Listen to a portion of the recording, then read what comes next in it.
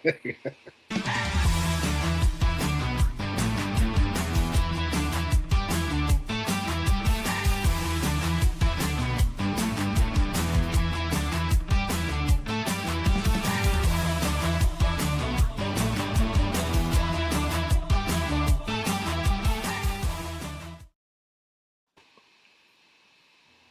it? Welcome into another episode of the Arsenal Standard. I am BG, the Bearded Gooner, and I am joined once again, welcoming him back to the program, and certainly going to be a mainstay around these parts full time.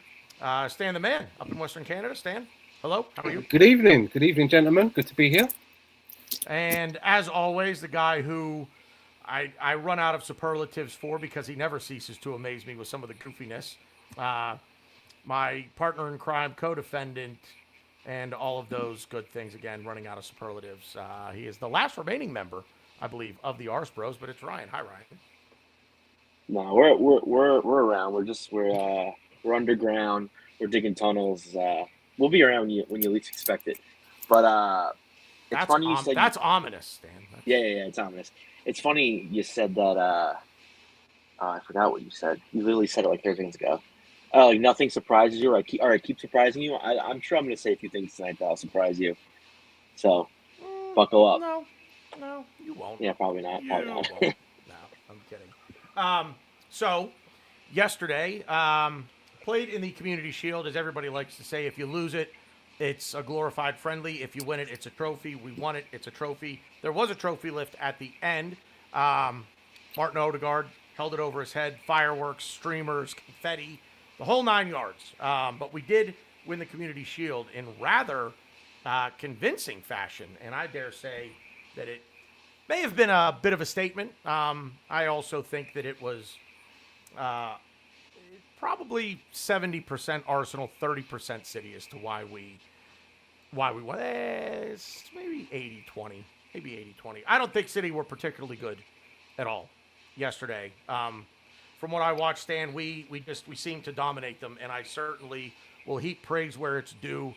But let's just get maybe some of the City banter out of the way with first. What was your take on just? I just don't think they were very good yesterday. I do think a large part of that is to us, but curious as to your thoughts on the match in general. Well, I don't really view the Charity Shield as I remember it as the Community Shield now. Right? I still call it the Charity Shield.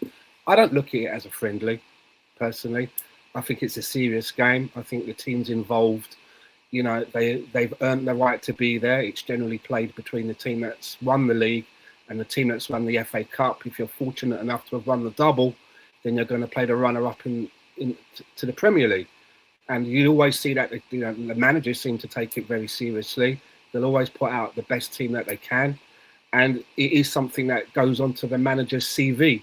So I do look at it as a serious game. Obviously, if we'd lost the game, I'd be going, well, it's just a glorified friendly. But no, I always take it, quite seriously. Kickoff was at 7 a.m. for me, and I'd done the really bad thing of pulling my laptop into the bed to watch it without getting up, which meant that there was a lot of dozing off. So I had to rewatch it a bit later on.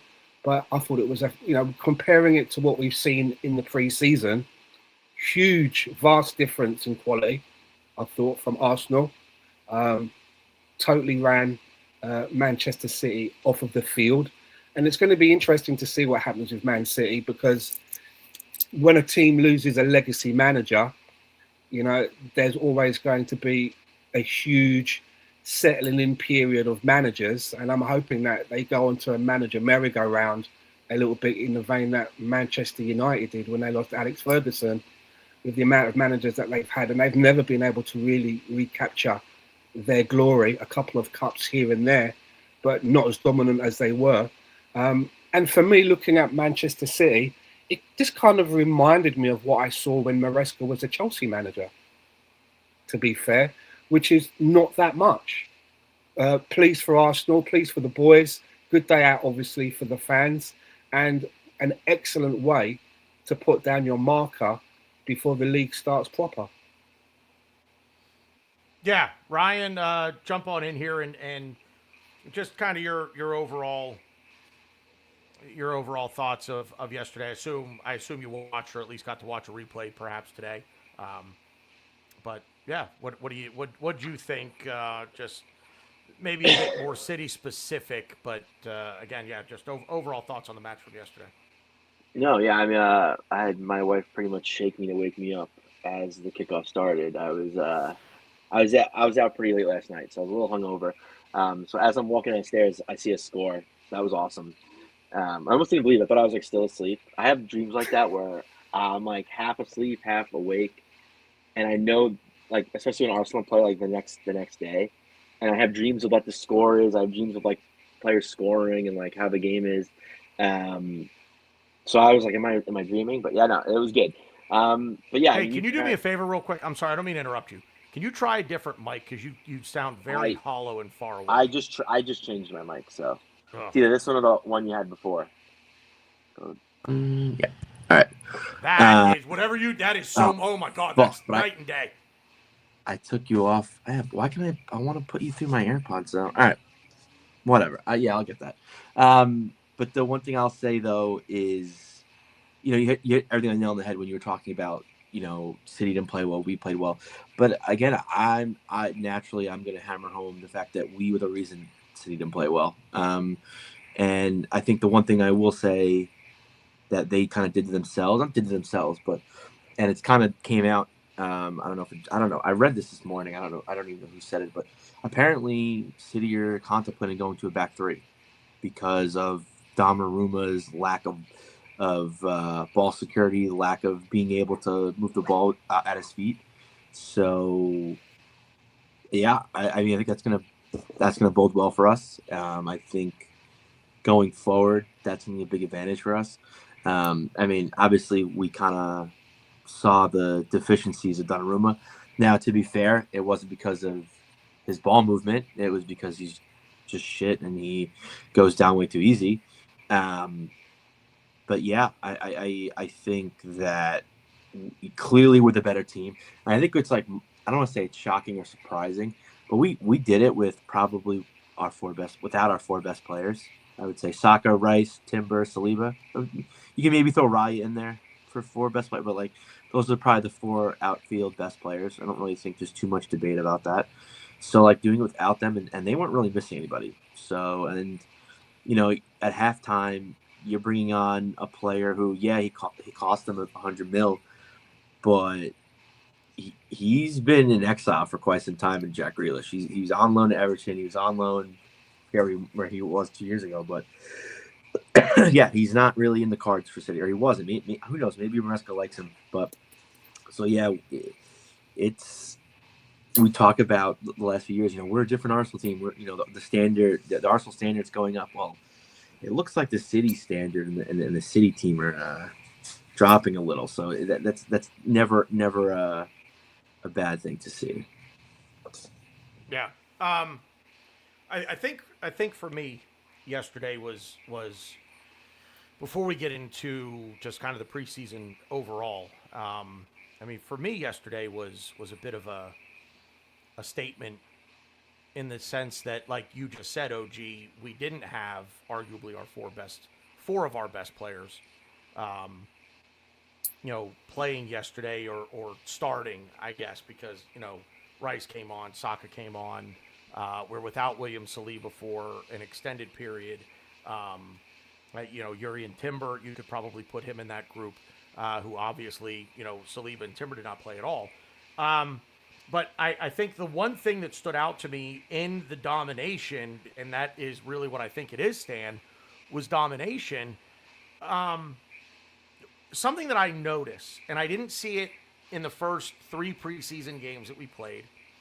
I didn't see a lot of it really in the second half of last season. And I saw it yesterday. And it's two things. It's a seemingly healthy and very, very motivated Martin Odegaard, along with the very high press out of possession, which when we press as high as we do, and we're pressuring the ball, be it goalkeeper, be it center half, fullback, whomever for the opposition, that's where we really seem to just take the game by the scruff of its neck, put it in a sleeper hold, and just say, today ain't your day. Today's our day. And with the inclusion of a seemingly healthy and motivated Martin Odegaard, who I think is 100% our best out of possession presser, if that makes sense.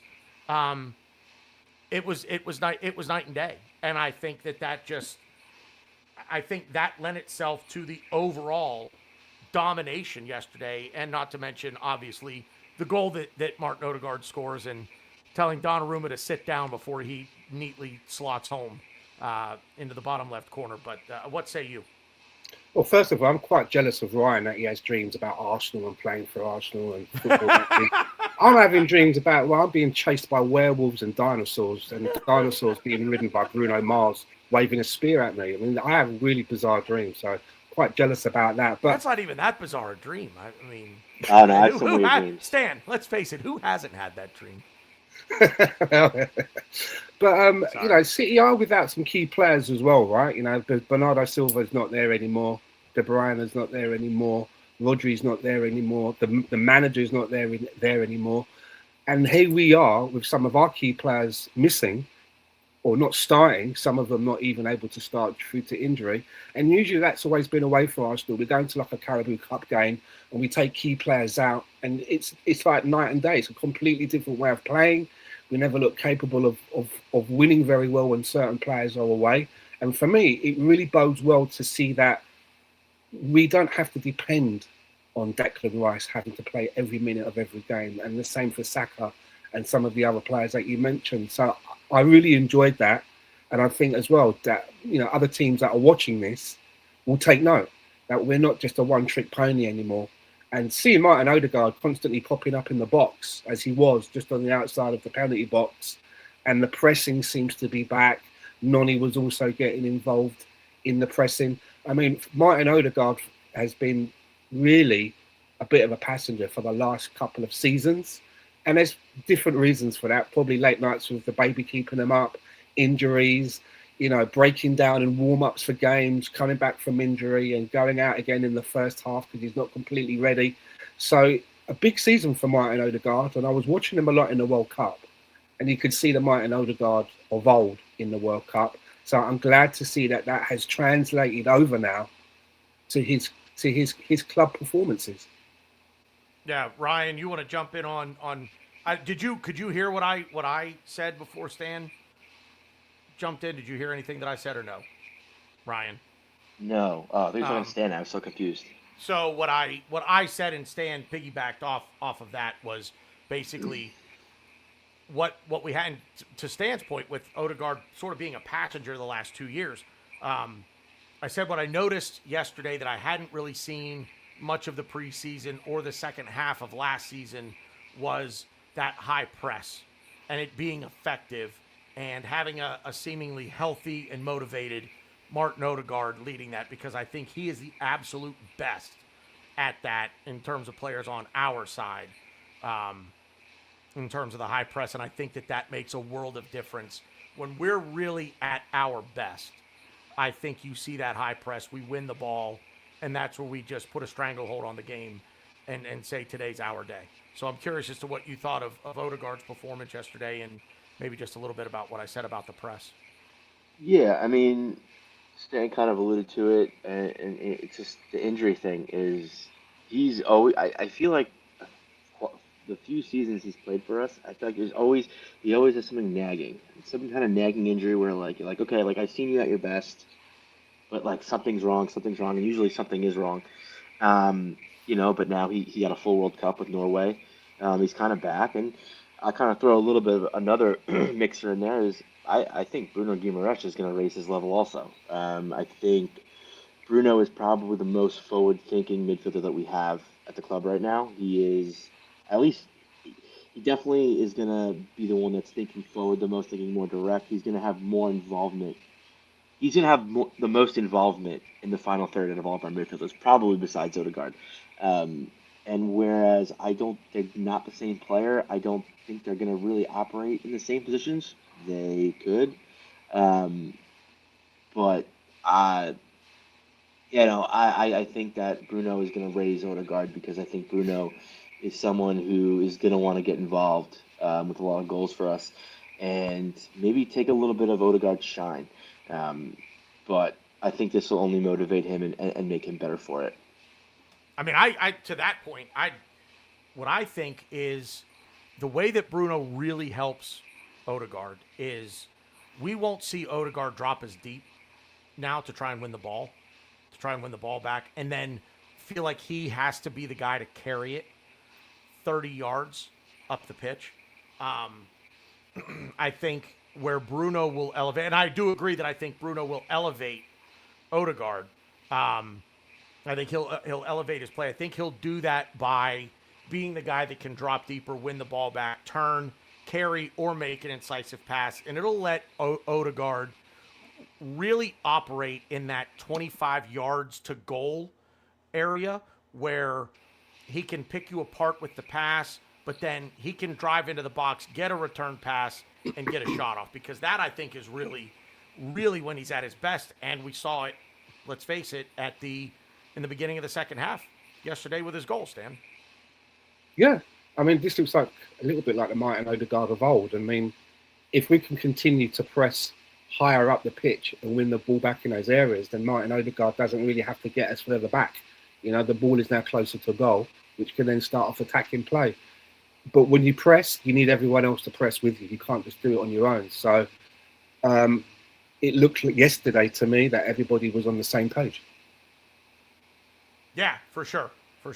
I guess we'll get to Solis and kind of bring this all back maybe a little bit full circle, but I want to move on to just the preseason as a whole, because it kind of struck me with the exception of the two losses, because I don't think we certainly were not at our best in the two losses. But I also kind of chalk that up to younger players, lack of fitness, lack of rest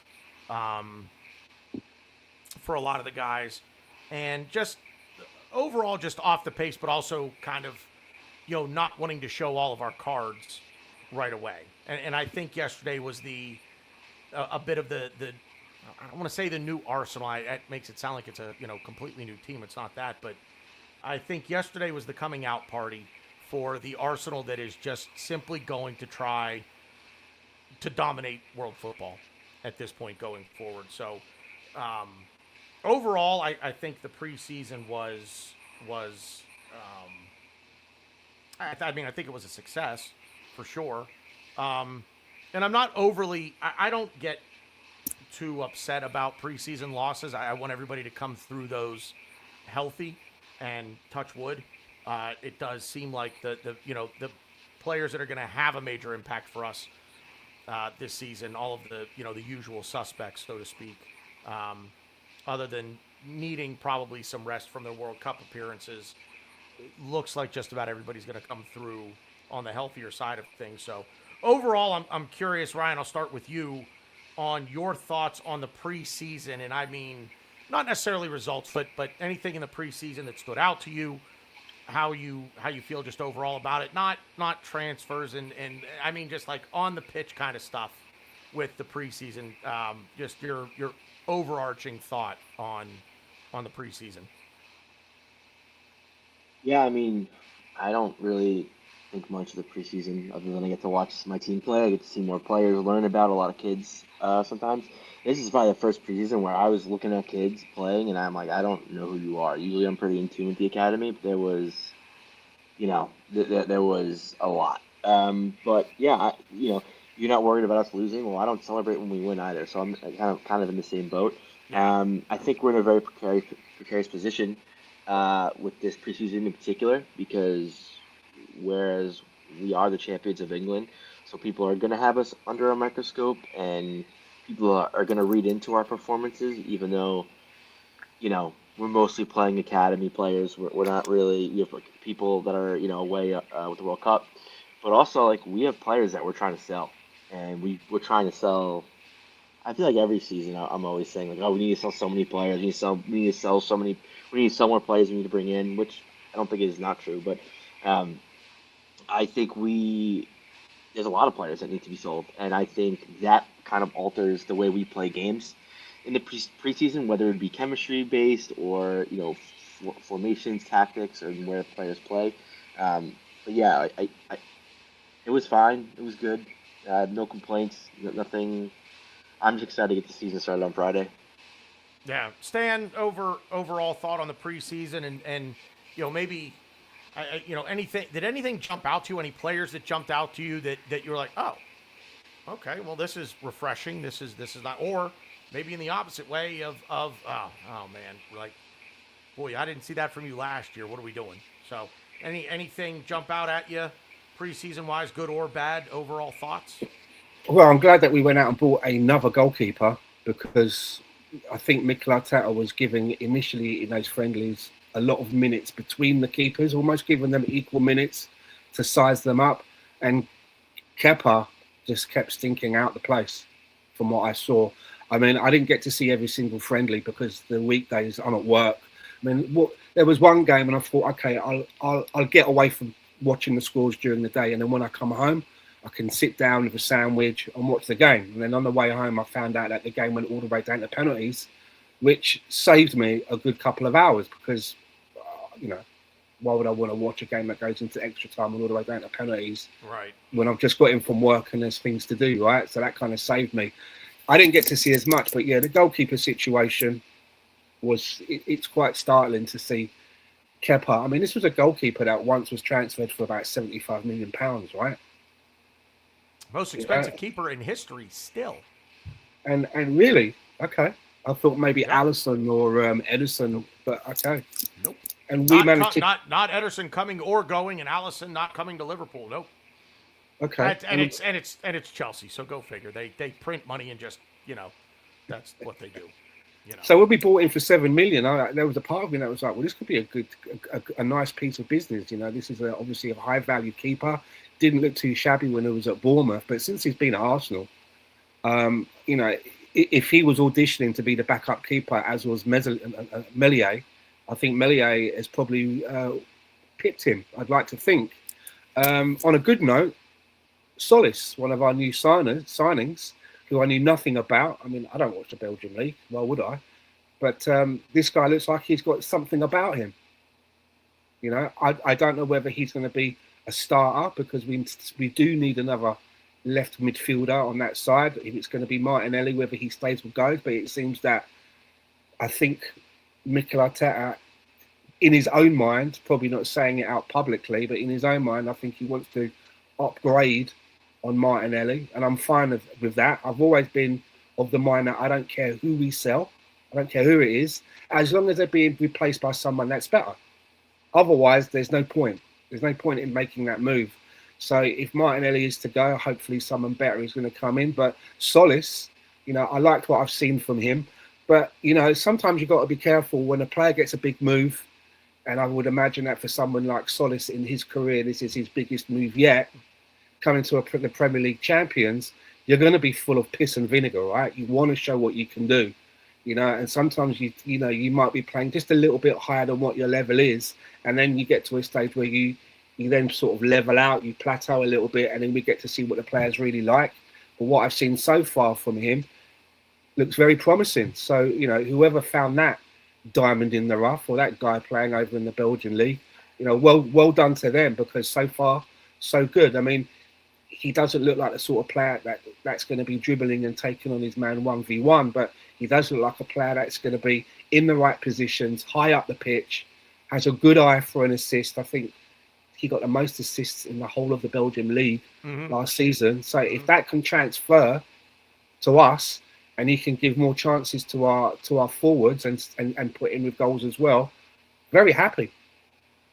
Yeah, I couldn't have said it better. I think that Solis, and I agree with everything you just said, Stan, that we sort of take everything right now with a pinch of salt, because, like you just said, could be a lot of energy, could be a lot of adrenaline, like you say, full of piss and vinegar. I love that. That's exactly how I refer to one of my dogs. She's always just full of piss, and it doesn't matter. She's full of piss and vinegar. But yeah, and so I'm very curious to see, because he's going to start. He's going to start Friday. He will start next Sunday. I believe it's a Sunday match against Villa. I fully expect him to start the first 3 matches of the season. I fully Monday. expect that. We play Villa Monday? Yep. Shit. Wow. All right.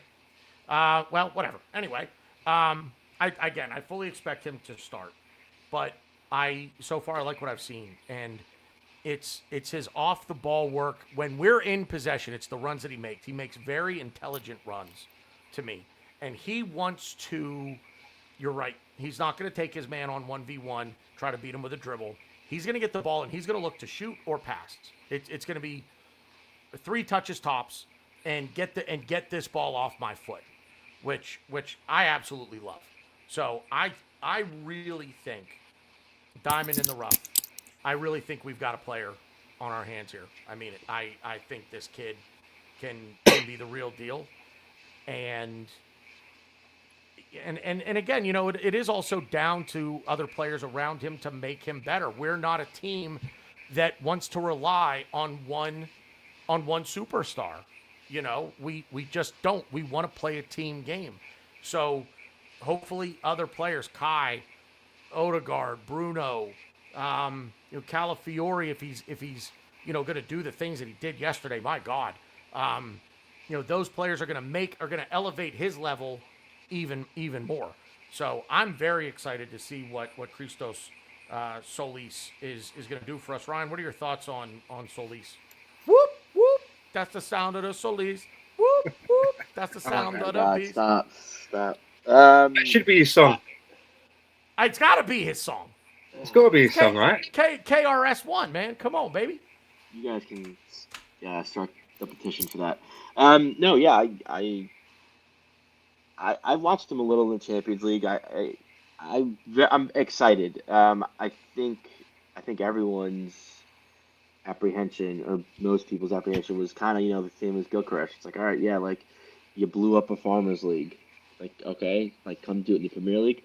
But I think this is a little different because of his athleticism, his IQ. He's always trying to move the ball. He doesn't.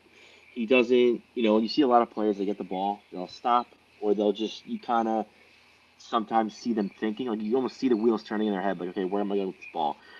He's a little quicker than that, so that's exciting, and I think that's something we need on the left side, especially, we don't really predominantly go down it, but when we do, if we're direct, we're fast, teams are not going to see that coming, so I'm excited.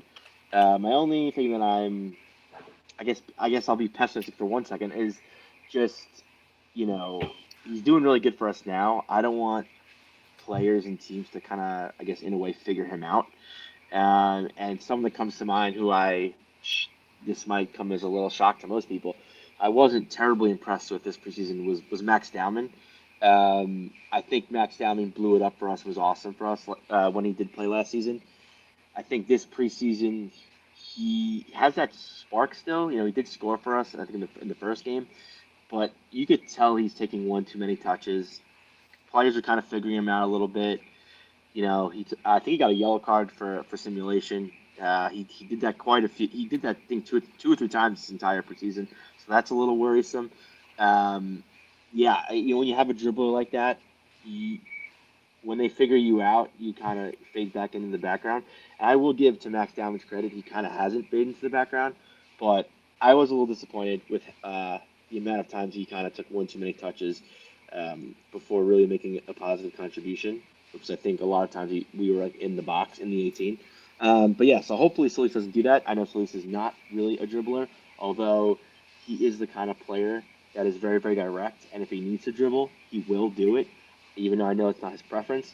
I'm very excited. I don't need to see us bring in a left winger, but I'm not going to say no to it, which obviously we talked about last show. But I'm definitely excited. I can't imagine him not starting Friday, so I'm very excited to see him play more meaningful games.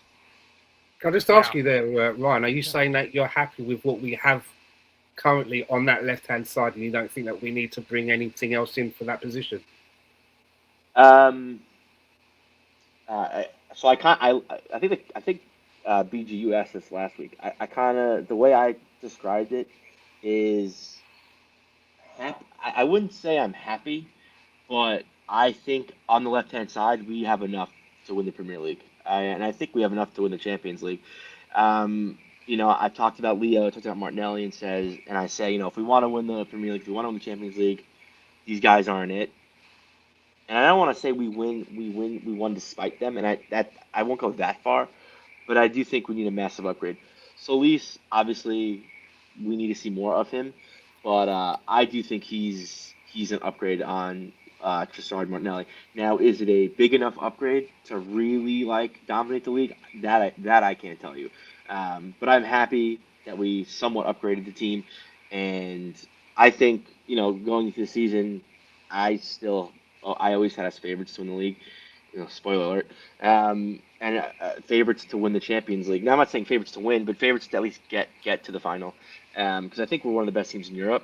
I think our issue is not bringing players in. I think our issue is injuries. I know no team stays injury free throughout the whole entire season, but I trust this team, and I think we talked about this on another show. I'd rather have the team I have now, even take Solis, take Messi out of the team. I'd rather have this team now fully injury free than bringing in Vinny Jr., bringing in all these signings. I think we're really that good. The injury bug needs to just stay away. That's it. I mean, I agree because I've said it before. I know I have. When you look back at us winning the league and look at, again, I mentioned earlier, not a fully fit Martin Odegaard. He only started 16 of 38 Premier League games last year. Kai Havertz only started 7. Yeah. I think we're all in agreement that we're probably a better team overall with Kai leading the line for us than Victor. I'm not as anti-Gyökeres as some others who are a part of this channel. But I think Kai is the better option. He suits us more for how we want to play. But when you factor all of that in, Jurrien Timber missed time. Calafiori had multiple stints of missing time. If this team can stay relatively healthy, I mean relatively healthy, I don't know. I'll take that. I will take that. To your question to Ryan, Stan, I'm content. I think the best word I could use to describe how I feel about the left side of the attack is I'm content with it. The fact is we attack down the right 85% of the time anyway. So the left is, I'm content with it, and I think that the bigger issue is, not to get into transfers, I will just say that I think the bigger issue is a right-sided center back. I think that's where, if we're going to bring in an upgrade somewhere, it's got to be there. It's got to be there, because that will, if we're reliant on Ben White, Jurrien Timber coming back healthy, which it's a groin, and I just would not put my eggs in that basket, and Christian Mosquera to hold down the right side of our attack, and there's no guarantee that, or right side of our defense, excuse me, there's no guarantee that even when Saliba does come back, that he can maintain a level of fitness that keeps him in the lineup. And I don't want to, and quite frankly, I wouldn't want to see it anyway. I'd be perfectly content to see Saliba get 45 minutes, get a half hour, work him back up to it. And if he can give you 60 minutes and then 75 minutes, and, that's how I'd want to see that happen. So I'm content with the left side of the attack. I much, much, much prefer an upgrade to the right side of the defense. And not to get off, I want to come back to sort of standout performers, because I want to get both of your thoughts on Miles Lewis-Skelly and Ethan Nwaneri in the preseason, and not, no transfer talk or anything like that with either one of those two, but Miles Lewis-Skelly is creating a problem. Miles Lewis-Skelly is creating a problem for Mikel Arteta. He's almost becoming undroppable at this point. I mean, it's funny because I say he's becoming undroppable, but gun to my head, game for my life, my midfield would probably be Rice, Bruno, and Odegaard. with MLS if need be coming off the bench at some point. But he's creating a problem for Mikel Arteta right now. Stan, what's been your take on MLS over the course of the preseason? For his age, 19 years old, I think it's pretty hard to find a player of that age who's able to play so maturely in the way that he does. And I think it was maybe at the beginning of last season before a ball was kicked over on the fan circle, or was it the season before? I can't remember which, but I was of the mind that perhaps out of him and Ethan, that the one that would probably be sold sooner rather than later was Miles Lewis-Skelly. And, you know, he was kept out of the team for quite some time last season. He's been playing at left back, which is not the position that he's come through the ranks, but he's done that very well. Got himself a call up to the England senior team, playing in that position. On his debut, gets the man of the match, playing as a left back, and now we're seeing what he's able to do playing in his natural position. And he is a player that, as you say, he's making himself undroppable. You know, and it doesn't matter about experience or whether another player is earning a couple of $100,000 a week more than him. You have to play the players that are in form. You have to do that. That's why we have a squad. And I think both he and Mikel Mourinho are going to be very important players for us this season. And just to go on what you were saying about fitness, maybe under the radar that one of the best signings that we've made this season is the new doctor, our new head doctor, whose name I can't remember. But the previous doctor has gone now. I think his name was Dr. Iqbal. And there must be a reason for that change. There must be a reason for that change. Maybe it's because Dr. Iqbal has gone on to a better job that pays more money. Or maybe it's internally, they think that we could be doing better in that area where we need players that are able to recover and be able to keep fit for longer periods of time. And perhaps this new doctor is going to be able to do that, because it's been the biggest thorn in our side is injuries. For a long time, even going back to kind of the Arsene Wenger era, we were always having plagued with injuries to key players. And if we can keep this group fit, and I think a lot of that is going to be down to Mikel Arteta in how he hands out appearance time.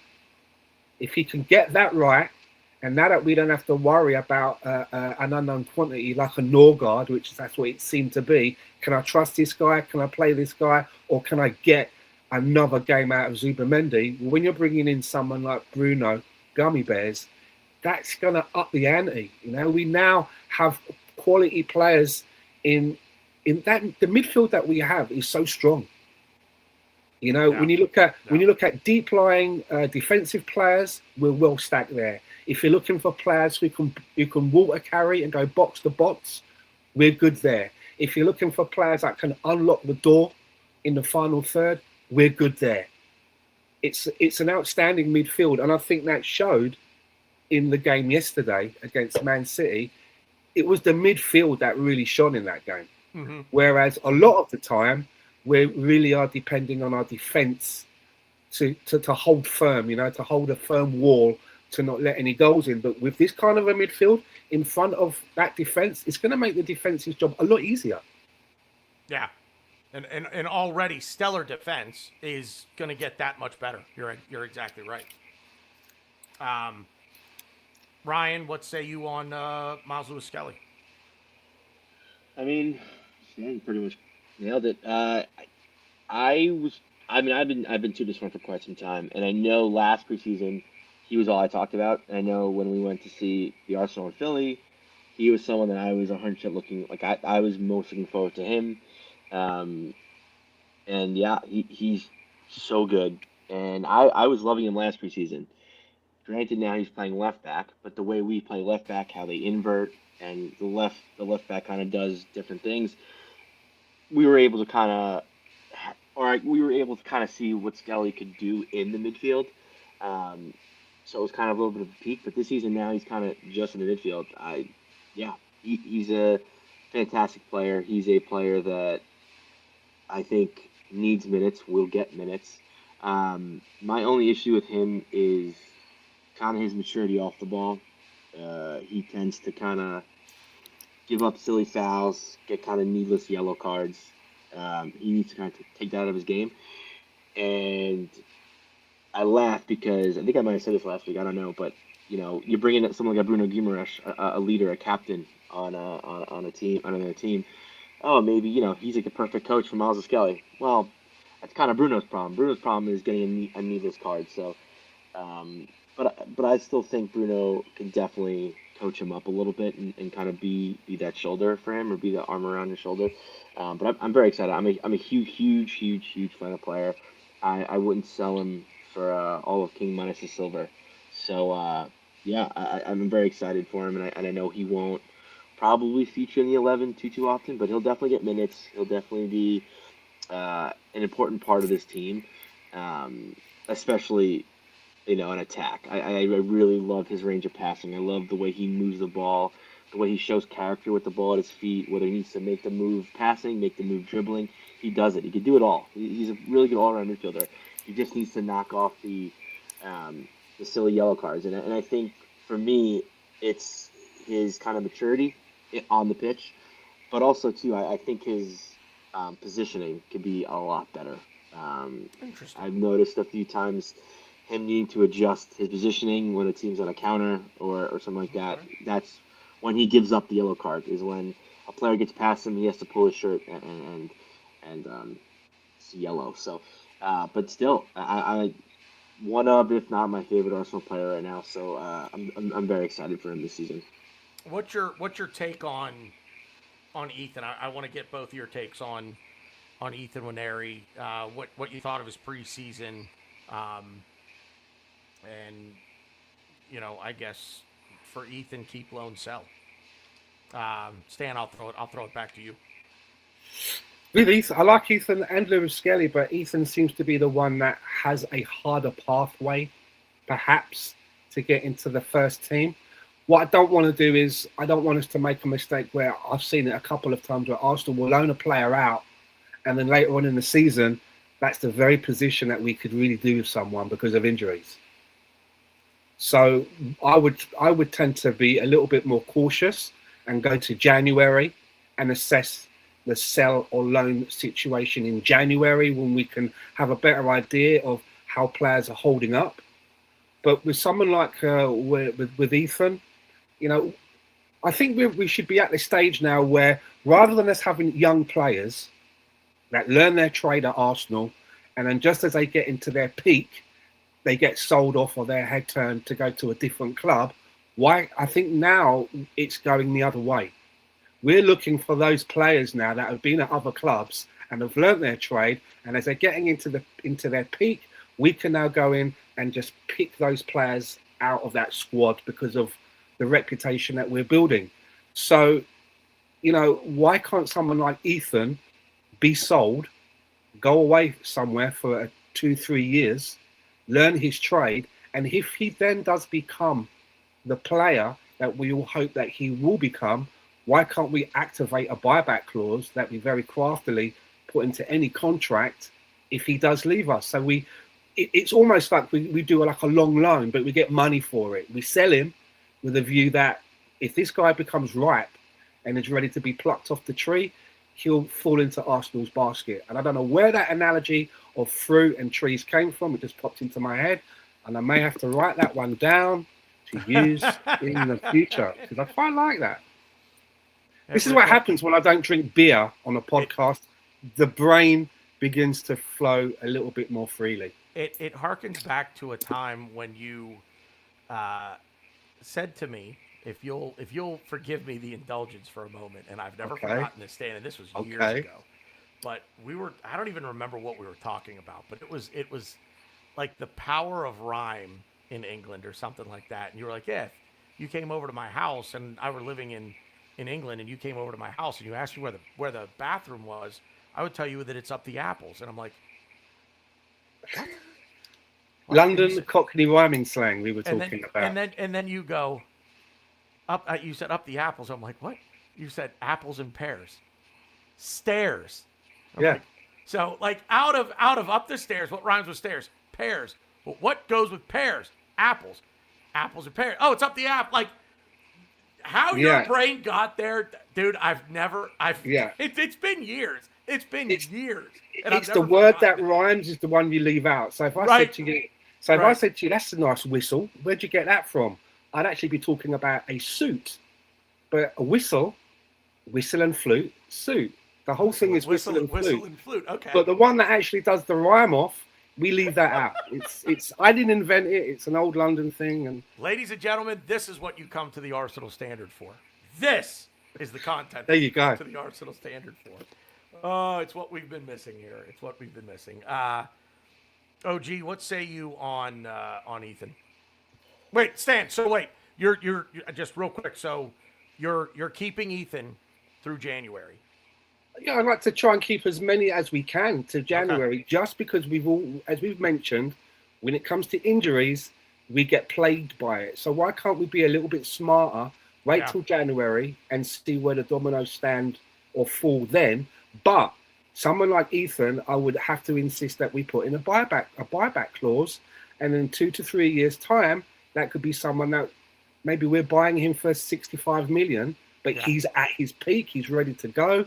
You know, some of those things that we talked about, you know, when younger players, some of the mistakes that they can make, that will already be someone else's problem to get out of him and cost them games if someone's going to get careless cards or, you know, these kind of mistakes that youthful players make. Let him make those mistakes elsewhere. Yeah. Let us have Ryan, ready-made. Yeah. Sorry, let's have ready-made players and players that are ready to go today. Yeah. Ryan, what's your take? I mean, he wasn't even in the squad on Sunday, so I think it tells you kind of all you need to know. No, Well, but overall, it's like his half preseason. kidding. No, I know. I'm only half kidding. But I again, I get a lot of shtick from a lot of people. I don't see it. I think he's a great player. I think he can be very good. He's not very good for Arsenal right now, and I think Stan kind of hit on the head when he says we should be using our youth kind of for financial gains, not necessarily to build up here. We should be buying players from other teams, which I agree with. I think where I slightly disagree with Stan is our academy is really good. It was very very good. I feel like it's kind of went down a little bit, but we have been making a few signings here and there as far as the academy is concerned. We just signed some striker from Liverpool. I think he's 16-year-old, Vinny Joseph, Yes. I think. Yeah, So he did. I do think our academy is still strong. So it's tough, right? Because we're a team that doesn't really break the rules. We don't have oil money, so we kind of have to rely on selling players, rely on like getting money in to move money out. So that's where our academy comes in. Issue is, I think, the way the club is, the way the culture is, you don't want to see these players move. I'm still heartbroken that we moved on from ESR, a player who I think is better than Ethan, to BX's point. But yeah, I don't know. I know people will say, oh, they fired De Zerbi, so that's why it didn't work out. He didn't make it into a Marseille team, and you could say, oh, well, he agreed with De Zerbi. If you're good enough, you're going to play. That's what I think. I think we all can agree on that. I think there's players here and there that kind of have naked pictures of the managers or screw their wives, but for the most part, if you're good enough, you're going to play. And he couldn't get into this Marseille team, so like, why are people all of a sudden like changing the narrative of, oh, like, we can't sell Ethan, we need him, he is so good, and Marseille are like bottom with it. I think they finished like 7th or 8th in the French league, so I mean, doesn't really instill me with a lot of confidence. I will say though, he has gotten a lot better with his dribbling and passing, which I think really wasn't a thing for him when he played for us a few times. Yeah, he's always had a good shot. He knows how to. He's, to me, this is kind of doing him a little dirty, but almost like a Wish.com Saka. He has that cutting into his left and he has a really nice shot. But that's it. But I will say this preseason, he worked a lot on his dribbling and passing. His dribbling, not the best, but his passing has been really good. he's willing to find those guys and connect the dots, which he never really did for us. But I don't know. So I wouldn't wait till January like Stan would. But I'm not saying I would definitely sell him. I think it just depends what the market says. It depends what other teams come to us and want. I think if the money's right, we sell him. But I don't hate a loan with an option, or or anything like that. To me, it depends on the money. Because I do think he can generate a lot of money for us, and I know I kind of poo-pooed him a little bit, but I do think he should be sold for more than what we sold Oxlade-Chamberlain for. So he should be our top sale. But I mean, the market will tell you, what to do, and yeah. But I don't. If we want him the Champions League, if we want him the Premier League, he's not in our team, and I was in a way proved right when he didn't even make the Community Shield squad, and I think that kind of tells you where Arteta's plans are, and I also do think we're a little heavy in the middle of the pitch, so yeah, I don't know where his path is for us. So Can I just say, wow, if we're getting Ethan from Wish, where the hell did we get Madueke from? A yard sale? What's happening? And that, Because- ladies, No comment. I mean, do you not? Go ahead, Stan. Go ahead. Do you not think that, although Ethan may class himself as a central player, I quite enjoyed what he did out on the right hand side when he had a few games there. Was it the season before last, maybe? Mhm. Before he went away on loan. Yep. And I thought that when we bought Madueke for quite a tidy sum, around about the 50 million or so, give a million here or there either side, I kind of thought, well, we're blocking this kid's pathway. And I would have preferred us to have seen a little bit more of Ethan on the right-hand side as understudying on the right-hand side, maybe getting some games in the middle and progressing in that way than going out and buying a player who I don't think is a vast improvement to block his pathway. Yeah. So Well, I think if he was gonna play on the right, he would have played on the right, because I don't entirely disagree with you. I'm obviously I like Noni. I think he's a good player. Now is he a starter for us football club? No, he's not. That's the thing. Like, I know we didn't buy him to be a starter. Reece Nelson is earning more per week than Noni is. So that kind of tells you something. Really? Yeah, but by leaps and bounds, Stan. By Wow. leaps and bounds, he's making more money than Noni. But yeah, so I didn't really want to talk about this because it's kind of been boiling my blood a little, on Twitter. Oh no, we're gonna talk about this because we I'll bring can't it go up through right a whole now. program without you saying something whacked out. No, it's not whacked. I will know what you don't even know what I'm gonna say 'cause it's not whacked. But the amount of people on Twitter and other social medias talking about how the reason why Ethan's being sold is because of Noni, and Noni's not good. And what are we doing? We're a terrible club. I won't get into like the nasty tweets. But yeah, Ethan doesn't play on the right. He played on the right for us, and if that was his pathway, if that's what he wanted to do, if that's what Arteta wanted, he would have played in the preseason on the right. He didn't. He played in the center. That's where he wants to play.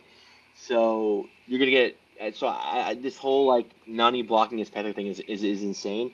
But I even if he wanted to play on the right, and I'm in the minority, I get it. I disagree. I think Noni's a better player. I think it depends what you're looking for. I think if you want goals, which I know is huge, but yeah, sure, I would trust Ethan more. But even then, I don't think he's a prolific goal scorer either. Like, it's like, yeah, by winner by a hair. I'm not gonna say that, but yeah, I don't know. Ethan scored more goals 2 years ago than Nani did last year, just so you know. Yeah, how many goals did he score? Like, was it 9? I think I was in all competitions. Nani He or played- Ethan? No, Ethan. 2 years ago, I'd have to look it up, but I know he scored more Yeah. than Nani did. It's not a lot. And again, Noni's not a goal scorer. He hasn't really scored. I get that. He had a few bangers in the Champions League. But but I think the few times I don't want to get into specifics in games. We'll be here all night to just watching me defend Noni. So I do think he's a good player, but I don't think he's again because I think he's a good player doesn't mean I think he needs to start for us week in week out. He doesn't. It's not why we bought him, but I just don't understand the comparing the two. When Ethan doesn't want to play in the right, he wants to play in the middle. Arteta wants to play in the middle, and look where it left him. And he again couldn't make it into a Marseille team. And do you think Marseille is on our level? I don't. You need to give that statement a lot more context than just he couldn't make it into the Marseille team. He couldn't. He couldn't make it in, and the player that was ahead of him got injured. He still didn't make it in. He was sent to Marseille because of their coach. One game into being a Marseille player, they fired De Zerbi, and then the entire team fell into chaos. It was a horrible situation for him to be like. It's one of those things where if the club were smart in that situation, they should have bought. They should have just terminated the loan and paid the money and brought him back. If you're good enough, you're going to play. That's what they should have done. If you're good enough, you're going to play. I don't buy that. That's not true because there are plenty of players that have been good enough that didn't play for Arteta because he has his favorites. Like who? Like Ethan Nwaneri. No, I disagree. He didn't see. Was Dubamendi the best choice to play in the midfield last season in March? No, but he played anyway. Miles Lewis-Skelly couldn't get a minute of game time last season until the last month of the season, while Zubamendi continued to go out there and put up stinkers of performances. Well, don't sit there and tell me that a manager doesn't have his preferences. That's not what I was saying. Did Skelly into playing? Yes. And I think Lewis Skelly's biggest issue was, again, his immaturity off the ball. And what is Arteta big on? Off the ball. Skelly was always getting yellow cards. He got sent off, I think, in 2 games. Or no. The red card got rescinded. But then he got 2 years ago. But yes, and then he got sent off again, like 2 games later, and that was upheld. He constantly, and again, I love the player, but that's what he needs to change in his game. And back to Ethan. Ethan. That's what I'm saying. So I saw that argument to me. I'm not subscribing to that. I don't care. Here's what Change the manager and the player. I'm just gonna say the last thing. The player that he was behind, supposedly in the depth chart, got hurt, and he still didn't play. By all accounts. I don't care who's manager. If you're good enough, you're gonna play. Okay, well then, oh boy. I'm not saying you're gonna start. I mean, you're completely discounting. You're completely discounting what every professional who does this for a living has said about the situation at Marseille. Yeah, it wasn't ideal, but it was a horrible decision, or it was a horrible situation for him to be in. I'm not saying situation, but he didn't get a sniff. That's crazy. Neither did Miles Lewis-Skelly, and we've seen that Miles Lewis-Skelly is good enough. He started in the finals. What are you talking about? He played the last half of this. He played games at the end of the season. What you want to like? The last month. Are you not here? The last month. He played. I was at the first game that he started all season last year in the Premier League. I was there. That was May. It was May the 3rd. It was May the 3rd when he started his first Premier League game. Okay. So if the argument is if you're good enough, you'll play.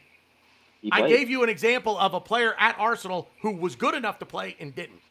He did. You just said he started for 95% of the season, Ryan. He didn't play. You said he didn't play. He played. But you don't change the argument. So if you're good enough, you'll play one game. But what about the rest of the games if you're good enough? Well, dude, look at the stats. He played more than one game, and I think you and I. I know he played more than one game. He played a month. So what are we talking about? You're telling me that Ethan wasn't good enough to play at Marseille under dire circumstances for half a year. So let's look at half the year. Miles Lewis-Skelly played 1 month more than what Ethan played. 1 month. 1 month more. Still played. Ethan, I think Ethan's biggest problem, and I mean that because I'm an Ethan Nwaneri guy. I'm with Mikey Hers on this. I think there's a player there, and I think he could be. Stan, I agree. Put the buyback clause in the contract. Put the buyback clause in the contract because I think he's going to be a player. I wish that he were more open to the idea of playing on the right because right now, I think that's where he's best. He's only 19. And Makayo Saka grew into that role. In the academy, Saka wasn't a right winger. Saka played, quite frankly, he played on the left and he played through the middle. That's where Saka played when he was an academy player. Then he gets his senior team call up, and where did he play then? Beer guy. We were like, you know what? We need a guy in block 32. Can you sell beer for us? I'm obviously kidding because they don't sell beer in the stands. But he played it right back. But my point to Ethan is, I thought it was left back, wasn't it? He's had 3 positions now, Saka. I thought it was left back. oh, he might have been left back too, yeah. Left back, left wing, And right, and then yeah, he was you're right. then he was moved to the right hand Yep. side because he's Yep. left-footed, right? Yep. Rather than having him come up and cross, he's cutting in onto that left Right, side. exactly. And I think BX makes a good point when he says that Ethan is making the same mistake as Ainsley Maitland-Niles made. If that's the case, that there is a problem with where do I play, I think at that young age you have to allow the manager sometimes to make those choices. Yep. But I would say, and I'd like to ask Ryan this, if you've got Noni and you've got Ethan in 10 goal-scoring positions, which one of them do you think gets the ball in the back of the net more in those 10 chances? I mean, yeah, I said before it would be Ethan, but just because he will do it doesn't mean I think he's a better player than Nani. I know it's silly to say when goals like obviously matter a lot, but the system that, and I hate to say it, the system that we play, the way we play football, goals isn't everything. And I know it's like, again, very silly to say, but I don't think Ethan's goal contributions are enough to keep him in this squad. I don't think he scores enough. I just don't think he's good enough. I don't think Noni is either. And the things with Noni for me is that he does a lot of good things until he gets into that shooting position. And then he fluffs his lines. Either he puts it wide, makes the wrong choice. But the work that he does, beating his man, moving the ball up the pitch, I think he's very good at that. I just wish that his final ball, his final contribution ended up in the back of the net more or an assist rather than a squandered chance. Yeah, I don't disagree with that, but but to be fair, you could say that about most of the players in the squad, so it's unfortunate. I think that like I was saying, the thing for me with Ethan is it seems for some reason that he is opposed to playing on the right. And Arteta doesn't seem to want to step up to the plate as the manager and say, you're going to play on the right. He's a better player than Nani Madueke, period. I don't care that Nani he's a better player. He's a better player. The fact that he's going to play in the midfield suggests to me just that topic alone says to me that he's going to be a better player. He scored more goals 2 years ago as a 17-year-old than Nani did. Stan, I like your idea of waiting until January. The problem is with that, he's clearly behind Saka, Madueke, Max Dowman on the right wing depth chart. He's not going to play over any one of those three. All four healthy, he's not getting a minute. He's behind Marino. He's behind Odegaard and Marino for the right. And Eze. Yeah, probably. If Eze's going to play on the right side of the midfield, if it's a right 8, left 8 situation, Eze will most likely play on the left, but can play on the right. And I'm not opposed to either one because Mikey, hold your ears or mute me. I'm an Eberechi guy. And Mike's going to hate me for that. He may leave the group. He might actually leave our WhatsApp chat now that I said that. Mike, please don't. I love you. But for Ethan, I don't. The thing that I don't understand is this insistence on playing in the midfield when he clearly has something playing from the right, and play on the right for now. Protect yourself, protect your value, and continue to develop. Because guess what? Odegaard's probably going to be gone in 2 years. I would bet that we sell Martin Odegaard in 2 years. If he continues to play at the level he's playing right now, I another 2 years, and we're going to sell him. And then guess what? Then there's your opportunity. Stick around.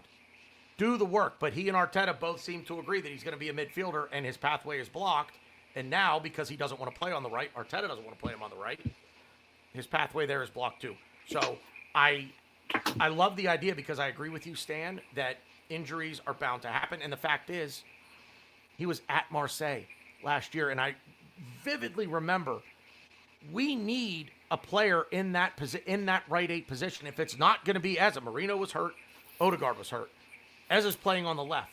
So, like, okay, why? Like, you know what? Pay the loan termination fee and bring him back and let him play in that role.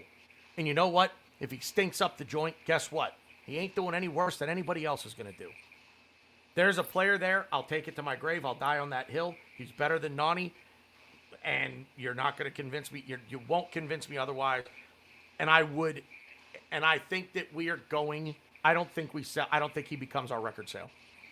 I don't think we sell him for more than we sold Oxlade-Chamberlain for. I think it's going to be 35, 36 mil, and that'll be it. And it's. I would do it at 35 mil if there's a buyback clause for 60, 65. But if the buyback clause in there, and again, great idea, Stan. If that idea is, or if the buyback clause, if a team's going to say it's got to be 90 or 100, then you're buying them for 50. You're going to make a profit on them one way or the other, and I'm perfectly content to let you make double, or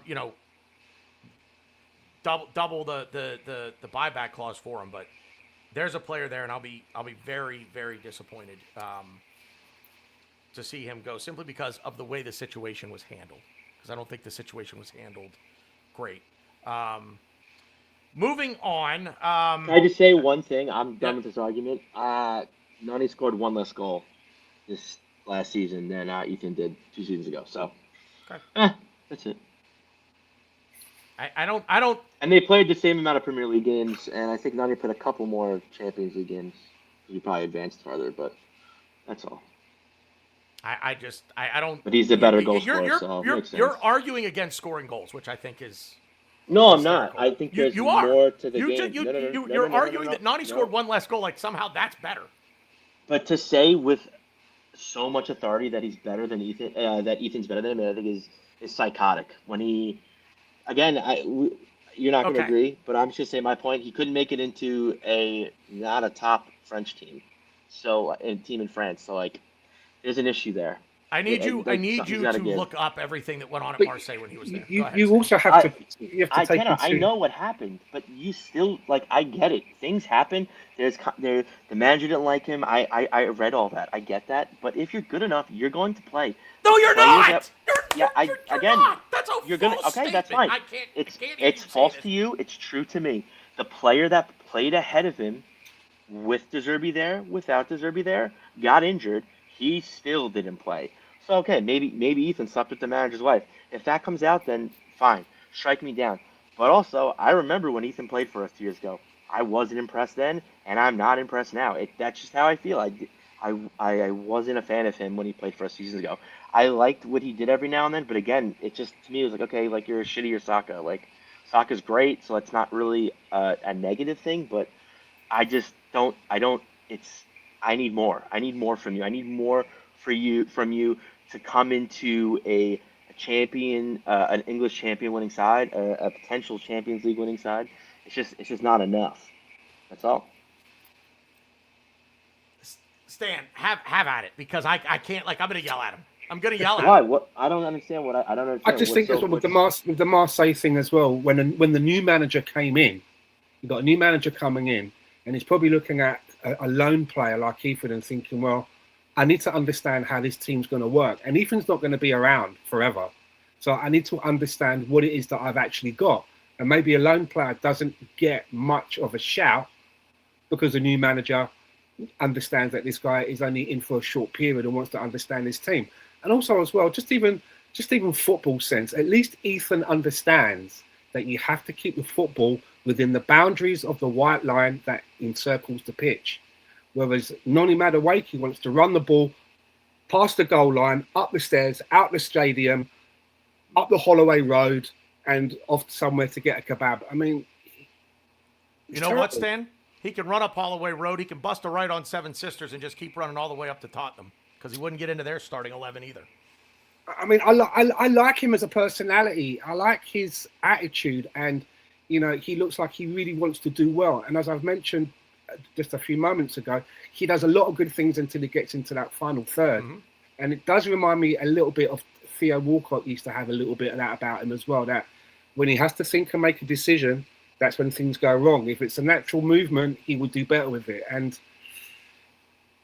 but it's just opinions, and it's just the eye test. And for me, I just think that I'm looking at people that can make more of a contribution and get the ball in the back of the net more consistently. And I just think Ethan can do that. But if Ethan wants to hold fast and not fit into places where he could stay in this Arsenal team, then, excuse my French, but fuck him.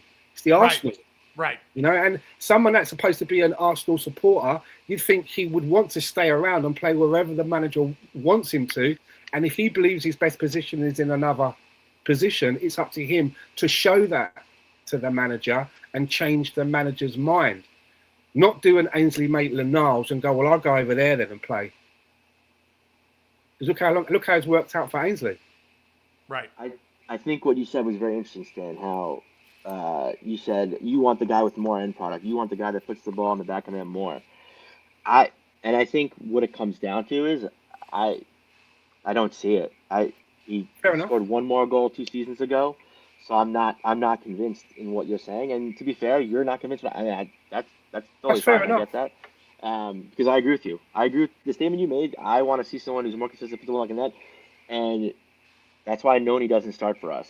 So, but to say with absolute, and I'm not saying you said this, Stan, but I'm saying to say with absolute conviction that Ethan does it more consistently better is like very preposterous. And I think people, and I'm not saying you two, I think people just have like amnesia because people were saying things about him when he played 4 seasons ago, not positive things. And the saving grace for him was, well, he's from our academy, he's 17, he has a lot to learn. And I agree with that. And that's what I said. I was like, I'm not gonna poo-poo him, push him out the door, but he's not ready. And I still don't think he's ready. And honestly, if it was up to me, I would entertain even selling Nani. But this is the issue of the whole crux of this statement and argument. We're gonna get more for Ethan than we would for Nani. So if they're both not gonna play for us, if we both think they're not good enough and not in our plans, I know you guys might think Ethan can be in our plans and is good enough, and that's fine too. Well, I would rather just sell the guy that will bring us more money to bring us a player that is going to be in our plans, that is going to help us lift trophies. That's all. Again, I'm not going to beat this drum and say Noni's the best player, no need to start in our 11. No, I completely don't subscribe to that at all. But to say Ethan I think is crazy. Again, not saying you guys said that, but I'm just making a general. I agree with you as well about the selling part to bring in someone for now, because as I said earlier, we shouldn't be a factory now that just produces young players, and as they start to look the business, we sell them and bring in another young one off the conveyor belt. We want to be back-to-back champions. We want to go further in the Champions League and actually lift the trophy. And I think that what you're saying is correct to sell him, but let him learn his trade elsewhere, as I mentioned earlier. And if he becomes a player that somebody like me thinks he can become, a buyback clause solves that problem. But I do agree with a chunk of what you're saying there. I think it's a crazy argument. If you don't think he's the better player, that's fine. I won't convince you otherwise. But your argument, here's the thing, and I just want to be clear that I'm not trying to cut Nani off at the legs to make Ethan seem taller. I'm not trying to do that. Based on your stats and your argument, that's exactly what it sounds like you're doing. That's why I'm laughing. I'm laughing when you're talking. It's exactly what you're doing. You're saying, Cutting Nani off at the knees to make Ethan seem taller would be it would be outlandish things. It would be personal things. It would be, you know what? Nani's haircut and the headband are why he's not on Ethan's level. It would be things like that. A stat is a stat. Yeah, but a goal difference. That's cutting off the legs and making him seem tall. No, put the ball in the net so much more. Ryan, it's a statistical fact.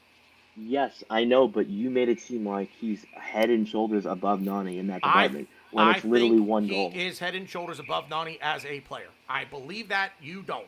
That's fine. We can Okay. agree to disagree. Thank But God you're not part of the Arsenal but the structure. arguments you're making to say that you think I he's a think better player, and I'm just going because Stan is laughing now. I'm entertaining Stan, so I'm laughing. I I kind of feel like Switzerland in the Second World War, sat in between the Axis forces and the Allies. Stan, didn't you miss this?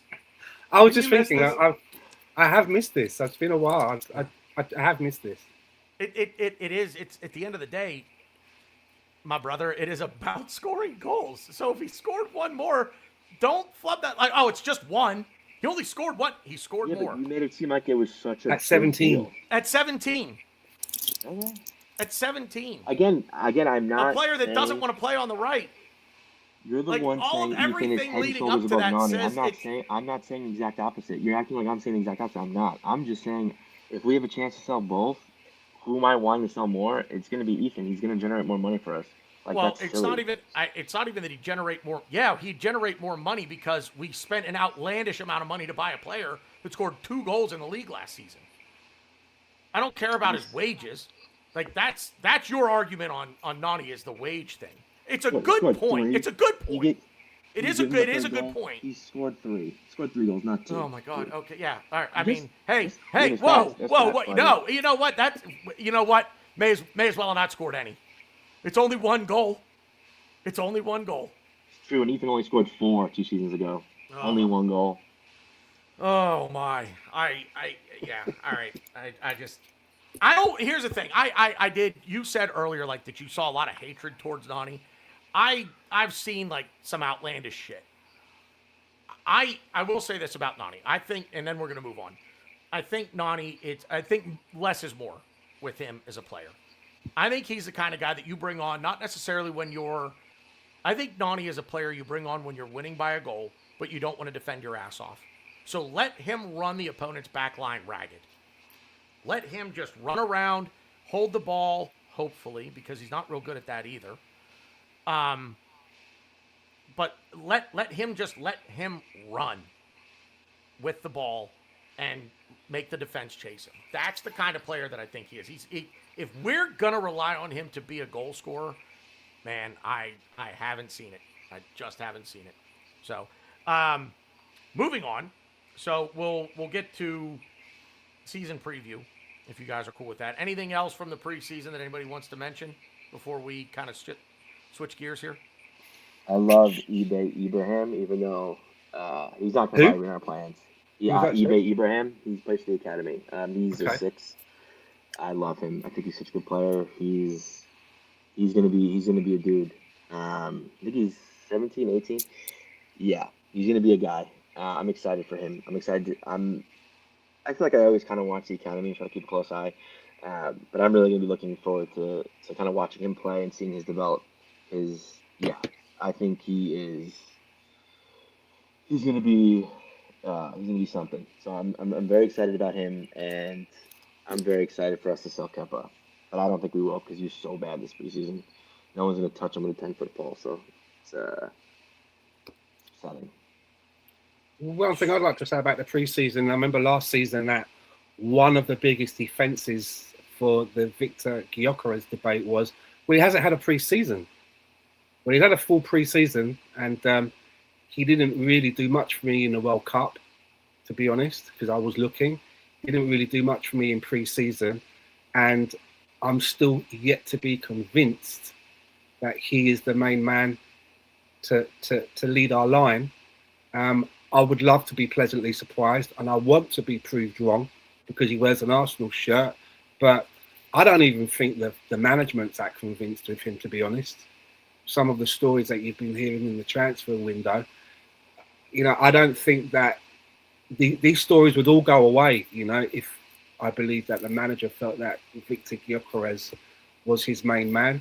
So I'm a little bit concerned about him in his position.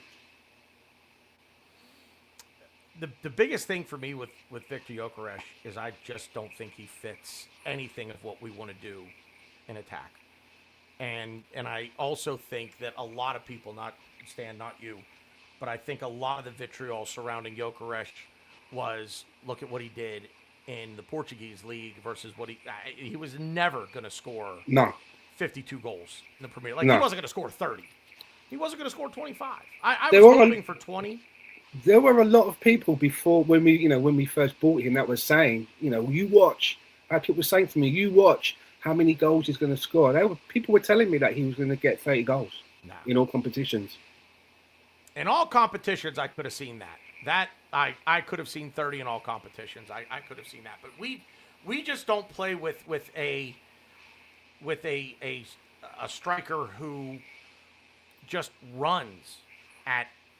That's what he's gonna run and fire off a shot. He's not Kai, where we want to build up play. We want to take our time in possession and build things up. That's not Gyökeres. Gyökeres is very much a counterattacking player. I guess the best way to describe Victor Gyökeres, put him on a team that relies a lot on a counterattack, and that's where he's going to be at his best, because that's what he does. When he's an outlet, you can give him the ball in space, let him run. That's where he's at his best, in my opinion, with Victor Gyökeres. The thing is, like, we needed a striker. I don't hate it. I didn't hate the signing over him and Šeško. I wanted Gyökeres because I thought the two profiles, I thought he lined up better with what we try to do. He's a big body. He doesn't know how to use it. That's another thing with him, is he doesn't seem to know how to use that frame of his, to body up and box out a defender and get the ball at his foot and then turn and get a shot off. Saw maybe 3 or 4. You saw that maybe 3 or 4 times last year where he actually back to goal, receives the ball, a turn and a shot. And maybe 2 goals. 2 of the goals he scored last year maybe were like that. But I'm not as down on Gyökeres as I know you are. But I don't think he fits. I don't think he fits the profile of what it is we want in a striker. And I don't know that there's a player. I don't know that there's a player that does, to be honest with you, other than Kai. I think we've got the player that fits it the best. And if somebody's going to be silly, BX Gunner, I'm looking at you. Let's make an offer for Haaland. He's going to fit because he's one of the best players in the world, and he just is. There aren't many players that fit the bill of a number 9. That in the way that we want number 9 to play. Kai Havertz is probably the best. Because Kai plays, I think Kai plays as a kind of, his positioning is like a false 9 in the way that he plays. Yep. And I think that if we are going to buy a striker, we need to be, if we were willing to try and buy the best left winger in the world, or one of the top 2 in Vinicius Junior, we should be looking to, okay, so who is the best person that plays in a false 9 style out there? If we think that we need to upgrade through the middle. And I would probably go with Alvarez for that reason. Would Osimhen? I like Osimhen, but would he fit our style of play? If Gyökeres doesn't, maybe someone like an Alvarez, I think, would. But it doesn't necessarily mean that we have to bring in a striker and sell Gyökeres. If Gabriel Jesus is going to go, we still need to have people on the books. If one goes out, we don't want to shortchange ourselves, which we did when we sold Aubameyang and Lacazette almost at the same time.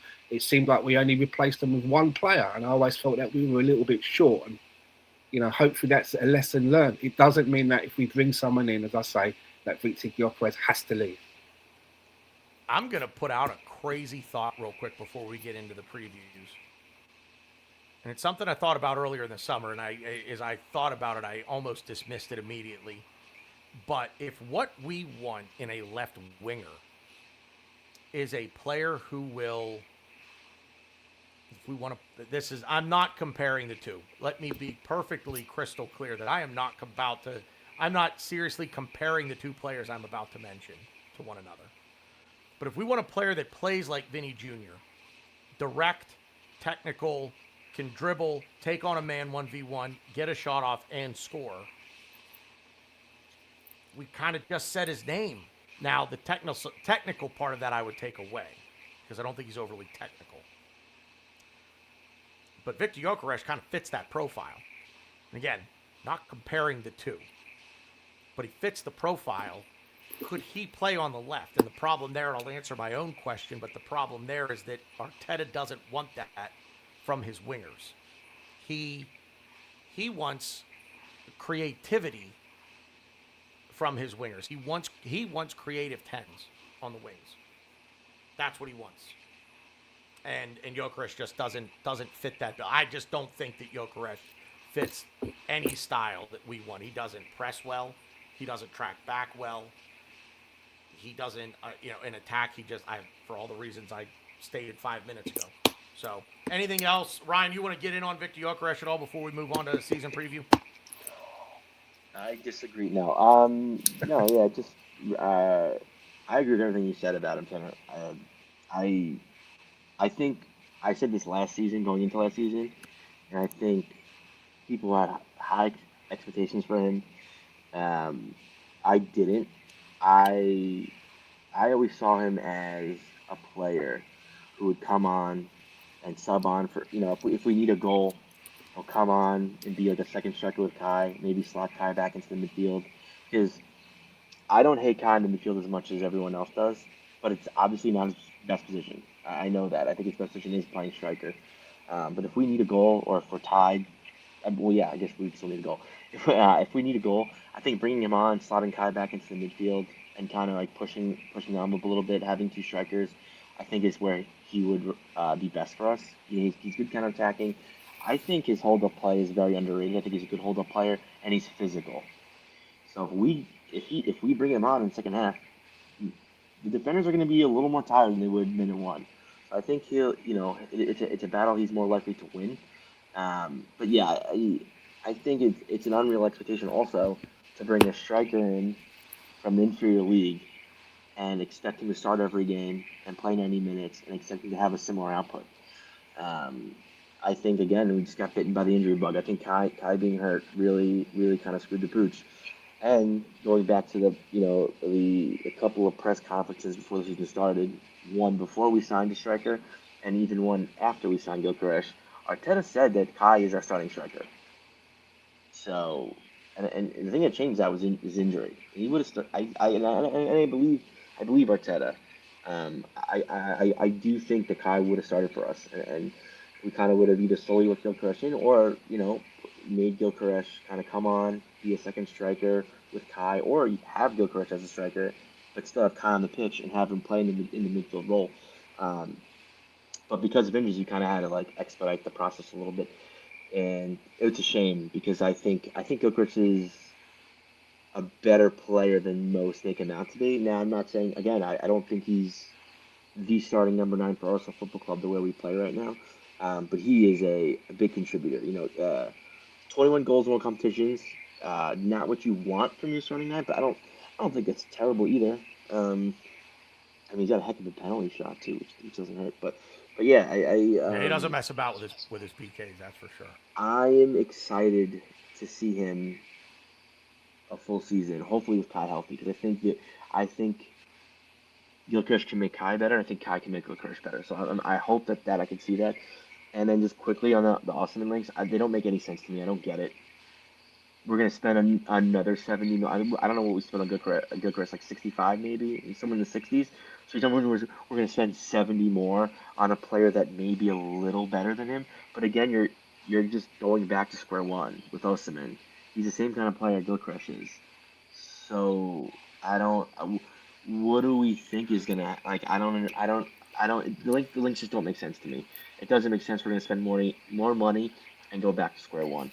So I do think Gyökeres is getting along nicely with the chemistry with the squad, and it's just fun. It's just fun to do that. It just is. Why would you want to lose that? But yeah, I really want to see Kai be healthy this season. I think it'll help us out a lot. And yeah, I don't know. This Osimhen thing doesn't make zero sense to me. Can I just say as well, with Gyökeres, for me, it's like, yes, he scored 20-plus goals in all competitions for us. Someone just put in the box a moment ago that for a debut season, we haven't had a player that good since Alexis Sanchez. which seems like eons ago.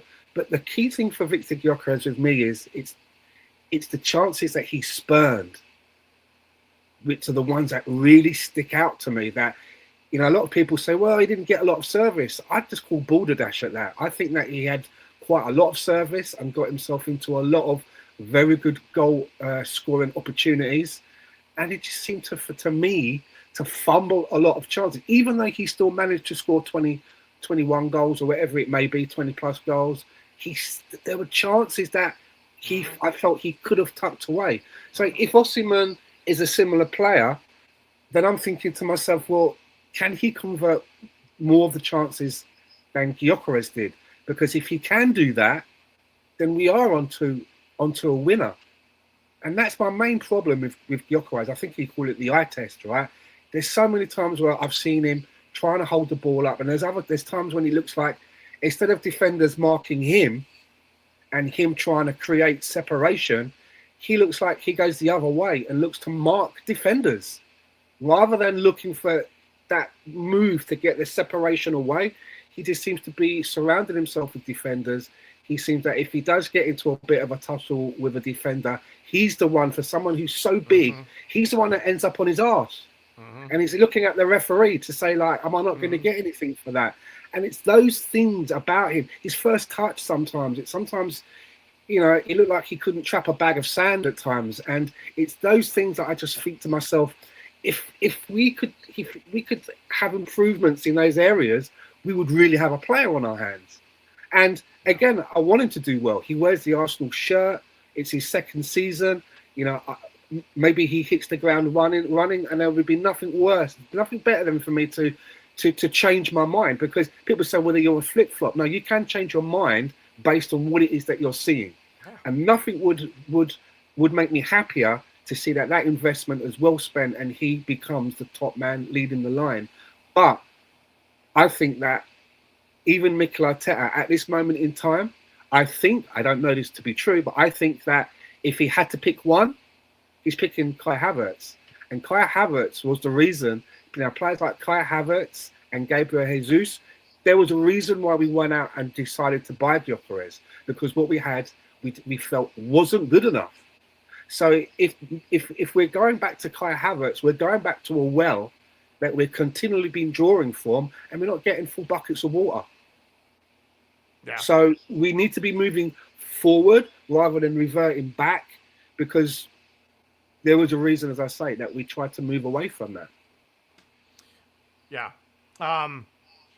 Let's switch gears here, fellas, so we can wrap up, because this is gonna end up being a 2-hour-long show. Just so do you have a problem with that? I'm just being selfish. My missus is away, so I can go to bed when I want. No shelves to put up, no rubbish to take out. Yeah. Unfortunately, I am not available to do anything else the rest of this week before Friday. So we're going to get a little bit of a season preview in here over the course of the next half hour. So if you've made it the full 90 this far, we're going into a little bit of extra time, probably into penalty kicks at the end as well, because extra time may not be enough time. But so season preview, we're going to kick that off. And before we get into, you guys want to go Coventry first, or do you want to go full season, kind of, you know, relegation, top four? Well, I'll say my bit first, if I may, because it's very quick. Yeah. The quad is on. The quad is on. There you go. Stan, I hate you. Oh, Stan. Don't you mean the quintuple is on, Stan? Well, if you're counting the charity shield as well. Yeah, let's count the day, man. They lifted it. They lifted a trophy. They lifted a trophy on Sunday. I guess let's start with Coventry, and you know, we'll kind of keep it short. Starting 11, I'm curious as to whether or not you guys think Rice and Saka start on Friday. So, Ryan, I'll start with you. I know we talked about it a week ago. You, me, and Double R. I think we all said, look, don't. But they played. So I know you don't think they should start. I don't think they should start. Stan, I'll come to you in a minute. But Ryan, what do you think? Should they start or no? So 2 weeks ago, I thought it'd be psychotic and crazy, and like, there's no way. There's just no way. And I feel like every day that passes, every week that passes, I don't know. But I, right now, I don't think they're starting. I don't think they should start, but I do think they will come in for minutes. I could definitely see Rice being subbed on. I could see Saka being subbed on. But yeah, no, I don't think they start, but they'll play a role for sure. Because I think one thing that I think again, not looking at kind of looking at it through a smaller lens. I want to say Arteta is like big on getting players back into the game, back into the team, back into fitness. So I do think that for sure we'll give Saka and Rice minutes to kind of speed them up a little bit. Um, I think that's always like a thing he likes doing. But again, all teams probably do it. I notice it more with us. Um, but yeah, I mean they'll definitely get minutes. Yeah, I don't. And it's no offense to Coventry, but I don't think we desperately need Rice and Saka for this game. Yeah, Stan, what say? And it just real quick. I think it's interesting that we talk about Saka over Madueke, at least in terms of just fitness, playing at the World Cup, so on and so forth, because Madueke played more than Saka did at the World Cup. And here we are, we're like, yeah, Madueke, fine. He can start. I don't want Saka to start. I want Saka to get a rest. I know why, but I think it's interesting that nobody has a problem with Madueke starting over Saka based on the same set of circumstances. But Stan, do Saka and Rice, do they start for you on Friday? Well, we've just seen them. We've just gone up against Manchester City, and we've seen that we don't have to do that. So that's a great way to test it. I mean, the first game is, as you say, no disrespect to Coventry, but it is Coventry. It's not Chelsea, for example. It's not Liverpool. So if there is a time where we think that these players are not quite ready to start, we don't need to force them back. We don't have to do what we did last season, because we've just shown that with what we've got, we are good enough to play good football. And with the addition of Bruno Gummy Bears, that just reinforces that for me. So, this is probably the right fixture and the right time where we don't have to do that. We don't have to rush anybody back. And it's not like they're lying on a stretcher with their legs all bandaged up. They are available. They can be on the bench. And if we need to change things up, they're there. And like you say, they still need to get minutes into their legs. So it wouldn't surprise me if we are going to see them with a fleeting appearance at some point, I should say, against Coventry. Yeah, I'm in agreement with both of you. I don't weirdly think that either of them start. And I'm perfectly Like Sean content pointed out in the chat, and I completely agree. It's the same 11 we played against City. Yeah, I agree with that. I think so. Unless someone that got subbed off got hurt, it's gonna be the same 11. Yeah, that's exactly what I think. So, I don't really want to give a score prediction. I'm not in the boat of score predictions, but do either of you want to give a score prediction for Friday? If not, that's fine. We'll move on to season 1-0. I knew it. That's only why I said that. No, honestly, I don't give a fuck about I'm here to score. give you 3 what points. you want, big boy. That's what I'm here for. 3 points. Right? That's all I care about. 3 points. All right. So. Oh man, look at your face is great. So season preview, full season. I'm curious as to who you guys think. I mean, do you guys care about this at all? Because if you don't want to do like, I had fifth, who are going to finish in the European spots? We can do relegation. We can do and then we'll do top 4. But if it's not of any interest to you, have you thought about it at all as to who you think might go 5th through 8th? I haven't, but I'm going to tell you anyway. All right, go for it. What was the question? Oh my God. No, is that like? Are you serious? Because you got me. No, if you. No, I'm not. It's not serious. Well, where do you want me to start? Like, you want to go? Start with 5 through 8. Start with who you think will come really? in 5 through 8. You want to start at relegation? No, I don't want to start at the. No, we've got to save who the top 4 of the champion will be. till the end. Yeah, no, that's fair. I mean, dude, if anyone's not picking Arsenal to win the league, then I'll just go home now. No, I know. I'm like mentally trying to like put teams like in order, and it's like annoying me. So funny. So I think a team that I think people think are going to play really well, and they have been playing really well. Um, Actually, they've accumulated the most points since their current manager took over, and that's Man U. But I think they just miss out. So I have Man U finishing fifth. Um, I have Man U. I hate to say it. I'm not gonna go in perfect order, but I think 5 to 8 is gonna be Man. I think Man U will definitely finish fifth, but I think six to eight in no order. I would say Brighton, Tottenham, and Tottenham. And then I don't know. I'm. It's gonna be interesting because I wanna say Bournemouth because I think the Krupi injury is gonna be a benefit because now they're not gonna sell him, and then when he comes back, he's gonna play for them. But I could still see them selling him in January. So then I would just say Villa. But Villa haven't really done much this transfer either. I don't know. I don't really like their transfers, what they've done, and Hemi Martinez ain't leaving, especially after they sign Zion Suzuki. So that is going to be interesting too.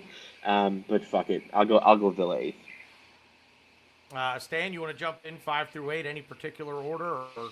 I'm not going to do a 5 through 8 kind of list off. I'm never very good at these kind of things. I mean, but what I would say is for next season, the team that worries me is Chelsea. I think they've got a very good manager. They've made some good signings, but on top of that, they're only playing once a week. Yeah. Which I look at some of their players, and in particular, someone like an Esteval, who's still quite young but very talented, is going to benefit so much of not having to play, 2 or sometimes 3 times in a week. Gives him enough rest. It gives him time to refresh, to train, and be ready for match day. So they're the team that I'm concerned about because of the less frequent of playing that they're going to have. You look at Manchester City, new manager, Liverpool, new manager, Tottenham, new manager, Chelsea as well. But I think of all of those, I think Chelsea could be the most dangerous with what they've bought and who's setting them up. Well, I'll piggyback off that because I think they're going to finish second. I think Xabi Alonso is that good. I think they're going to finish second. I think everything you just said is spot on. But I think they come second. 5 through 8 for me. I'm going to kind of try to build it backward. Yeah, it's like hard. The shitbags up the road, they've done well. De Zerbi's a good coach, but they don't. Who's going to score for them? Dude, we should loan Ethan to Tottenham. I forgot De Zerbi's the head coach. Why would you say that? Because of your reaction. That's why I said that. Come on. God. I want to reach through this camera. Come on. That was funny. I know it was. It was good. Now I think the shitbags will come 7th or 8th. This is gonna. You guys are gonna think I'm crazy for this, but I actually think City have a pretty big drop off this year. I think losing Rodri is massive. I don't think people. Rodri is the kind of player if you don't talk about him after a game, he's done his job and he's done it better than damn near anybody in the world. And that is going to be a huge loss. And I think Enzo Maresca is a good coach, but this is the Unai Emery following Arsene Wenger situation. Yeah. You're following a legend, and you never want to be the guy that follows a legend. I should have went before you. What's that? Well, I guess never mind. No, I misspoke. I'm thinking you're doing top 4, but you're not. I wish I got to speak about Man City because I was going to say exactly all that. Well, jump when I'm done. Just jump in. But I think they come 5th. And Bernardo Silva's a big loss as well. And there's another one. Yeah, Bernardo Silva, no Rodri. They're going to be good. They're going to be a problem. But I just think there's going to be a drop off there for them. Also, can I just say about, as we're talking about City, let's say cheeky, they buy Reinders, right? He's there for one season. Right. And then where does he go? Where does he go, surprise? He goes basically to, I mean, it's just ridiculous, isn't it? Right. Nice oil handshake. Yeah, right. Greasy, oily handshake. 5 through 8. So, shitbags, the cheaters. The rest of it's up in the air, man. Here's the thing. Fulham haven't done anything to impress me this off season. What's the man Arbeloa? Is that his? I think that's his name, Arbeloa. I like him. He was a guy that filled in for Alonso at Madrid, and he didn't do a bad job. I think he's a good coach. I think because of their coach, I think they could surprise some people. Is this Fulham? I may throw Fulham in there, and that's kind of a dark horse pick for me. Crazy, but you're good with dark horses, so. Their food's going to improve because I think they're bringing in a Michelin star chef or something like that at Fulham. So the food's so what you're saying then, Stan, is that if I go over there, I should go to a Fulham match. You'll eat well. Yeah, I'm in. It might cost you. I'm in. But you'll eat well. Yeah, right. You could take my ESR kit if you fit an XL. Forget the. I'll definitely fit an extra fat for sure. Ouch. And Brighton. Brighton are just that team that are always going to flirt with it. Yeah. I don't know anything about the Newcastle manager. I don't think they'll be as bad as people seem to think they're going to be, losing Guimaraes, Gordon, and Tonali, but I don't think they're going to be a top 10 team. No. I think Villa will finish in the top 4, which is why I don't have Top them lower. 4. I think Villa will finish top 4. Wow. I could do City. Yeah. They've got a young striker that everyone's talking about. So I may as well just finish it off at this point. I've got United coming third again. Well, actually, I think I've got United 4th. I think having all the football that they're going to have to play again, I like what they did in the midfield. They can score, but I don't know that they're going to be able to stop anybody from scoring. That's going to be United's problem this year. Is going to be stopping somebody from scoring. So, Ryan, what do you want to say about City? You said you wanted to say something. No. I mean, I was saying how you didn't steal my thunder, but I was going to say everything you said.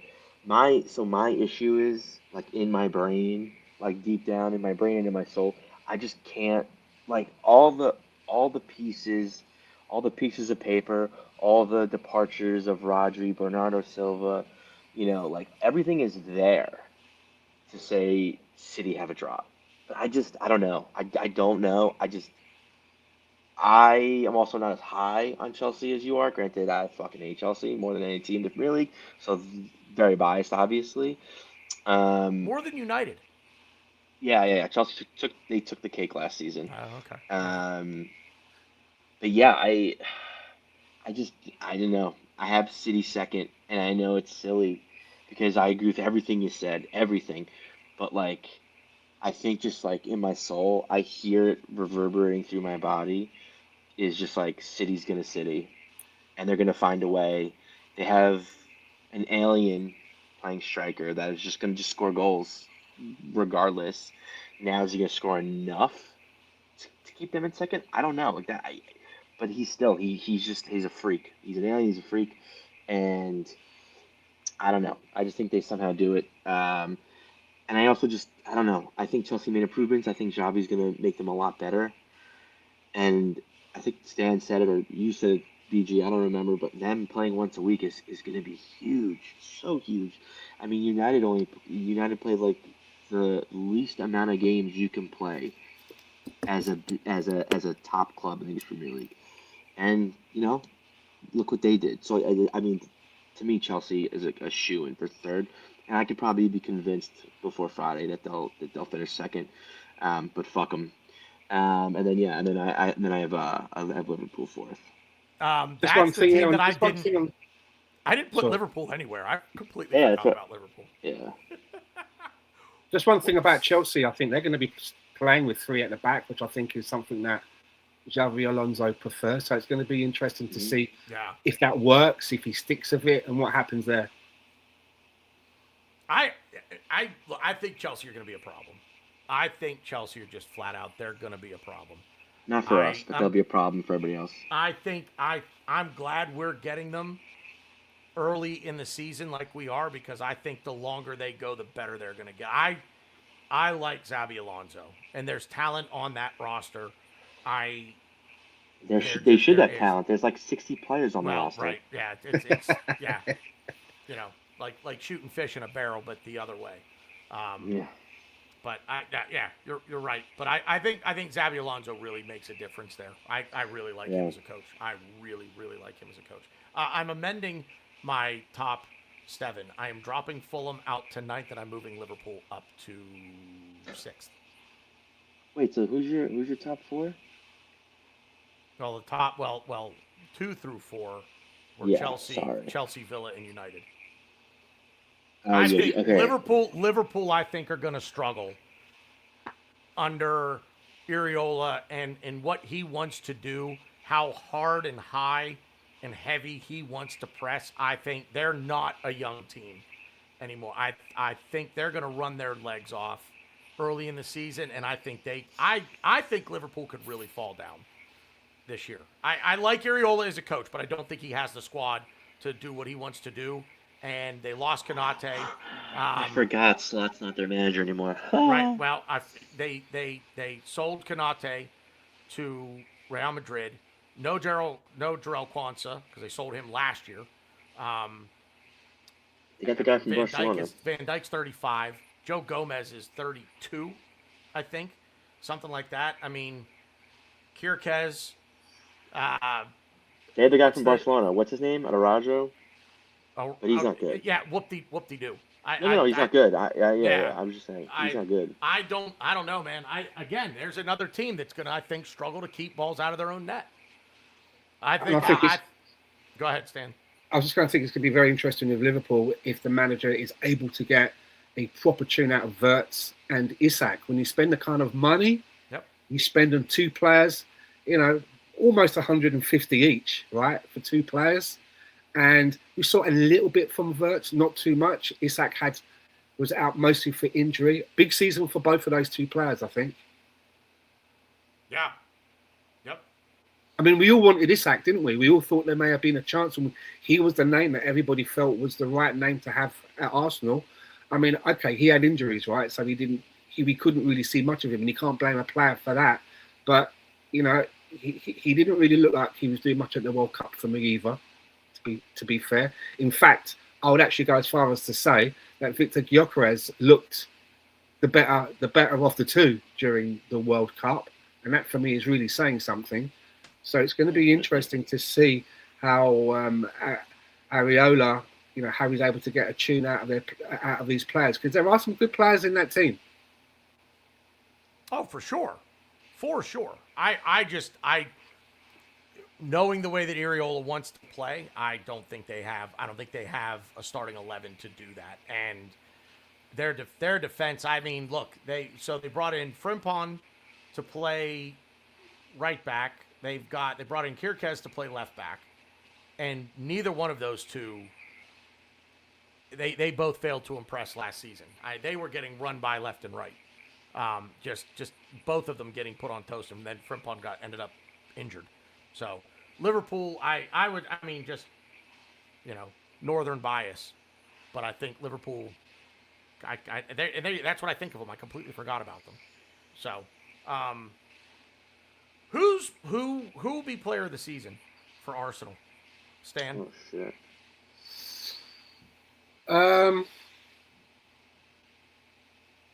I think it will probably be somebody like Declan Rice or maybe Bruno Gummy Bears. Because neither one of them will need to get run into the ground, so we'll get the best from them. Yeah. Also, as well, another couple of contenders. Maybe Odegaard and Saka could come back to their best. I mean, at the end of the day, Saka is still really the face of the club, right? He is the star boy, as I believe the youth of today like to refer to him. And if he can get back into that rich vein of form, that will bode very well for him. Especially now as Salah's out of the league, he could become one of the de facto players in the Premier League that plays in that position on the right-hand side. Ryan? Player season? Noni Mata. No, I'm just kidding. I think player of the Ethan season. when Mary. You should have just rolled. You should have rolled with it. You should have just kept going. No, because I joke, but no, I'm not. It's yeah, maybe I should have. No, but player of the season is going to be for me, Gabrielle, Mega Legs. Love that guy. I like that. I like that a lot. I just That's my dog. I don't want to talk about Arsenal too much, but I'm sure we'll be talking about him in a couple minutes. But I just no, I'll wait. But I'll wait to say what I'm going to say about Arsenal. But yeah, I mean I think this season, especially with Saliba, we don't know when he's coming back. We're gonna lean on him like the boulder in Indiana Jones. I mean, we need him. We need him, and he has to be immense. And I mean, I'll give a sneaky shot to David Raya too, because I think he needs to be huge too. I'm pretty sure he was my player of the season last season, so I think they're going to be huge for us based on the way we play. And I don't know. I'll wait, but yeah, huge seasons for them incoming. Player of the season. I'm going to name one. I'm going Martin Odegaard. Martin Odegaard stays fully fit this season. He's player of the year. He's player of the season for us. I mean, Declan, yeah, can, you know, we all know what he can bring. And I like the Bruno Gummy Bears shout, Stan. You guys all know how I feel about him. I can't say his name. What's that, Ryan? No, I was kidding. I was like, when you said Bruno Gummy Bears, I was like, yeah, I can't say him though. I refuse to say him for player of the season, but yeah. I could see it, but I don't think so. I could see it, but I don't think so. Real quick, relegation, and I'll make it quick. Troy Boy, cover your ears. Good friend of mine, big Hull fan. Hull are going to finish 20th, man. They're going down, and I'll also say that I think they'll be the first club to fire their manager. I think Ipswich Town are going to go back down, and I want to keep Coventry up, but I don't know. I don't know who would go down in their place. Leeds, but I don't think Leeds are going down. So Leeds are they're not going down because they're already down. They're already down. They're not in the league. Yeah. yeah. They can't go down. They're already down. Who am I? Didn't they get relegated from the Championship? Yeah, maybe. Yeah. You're in the first division now. Who am I thinking of? Tottenham. Yeah. Yeah, just say Tottenham. Leeds went down last year? Yeah. Wolves, West Ham, and Leeds went down last year? Yeah. Oh wait. No, Burnley went down, didn't they? Hold on. No. Yeah, Burnley. Burnley, West Ham, and Wolves that went down. Leeds are in the league, dude. They're absolutely in the league. They play Nottingham Forest in the first week of the season. I'm like, I'm not crazy here. Oh, they must have. Leeds They came are up. absolutely up. What? Whew. Glad That's I wasn't crazy. the only one. That's crazy that me and Stan thought that. I know, right? Yeah, you're right. They're still up. Yeah. Yeah. I didn't think They must have had a friendly recently with someone, because they had a friend. I think I was listening to something just earlier about Leeds doing really badly, and I automatically thought that it was a league game in a division below, but it must have been a friendly, and whatever was going on, it didn't really sound that it was going really well for them. I'll have to have a little look. They're oh boy.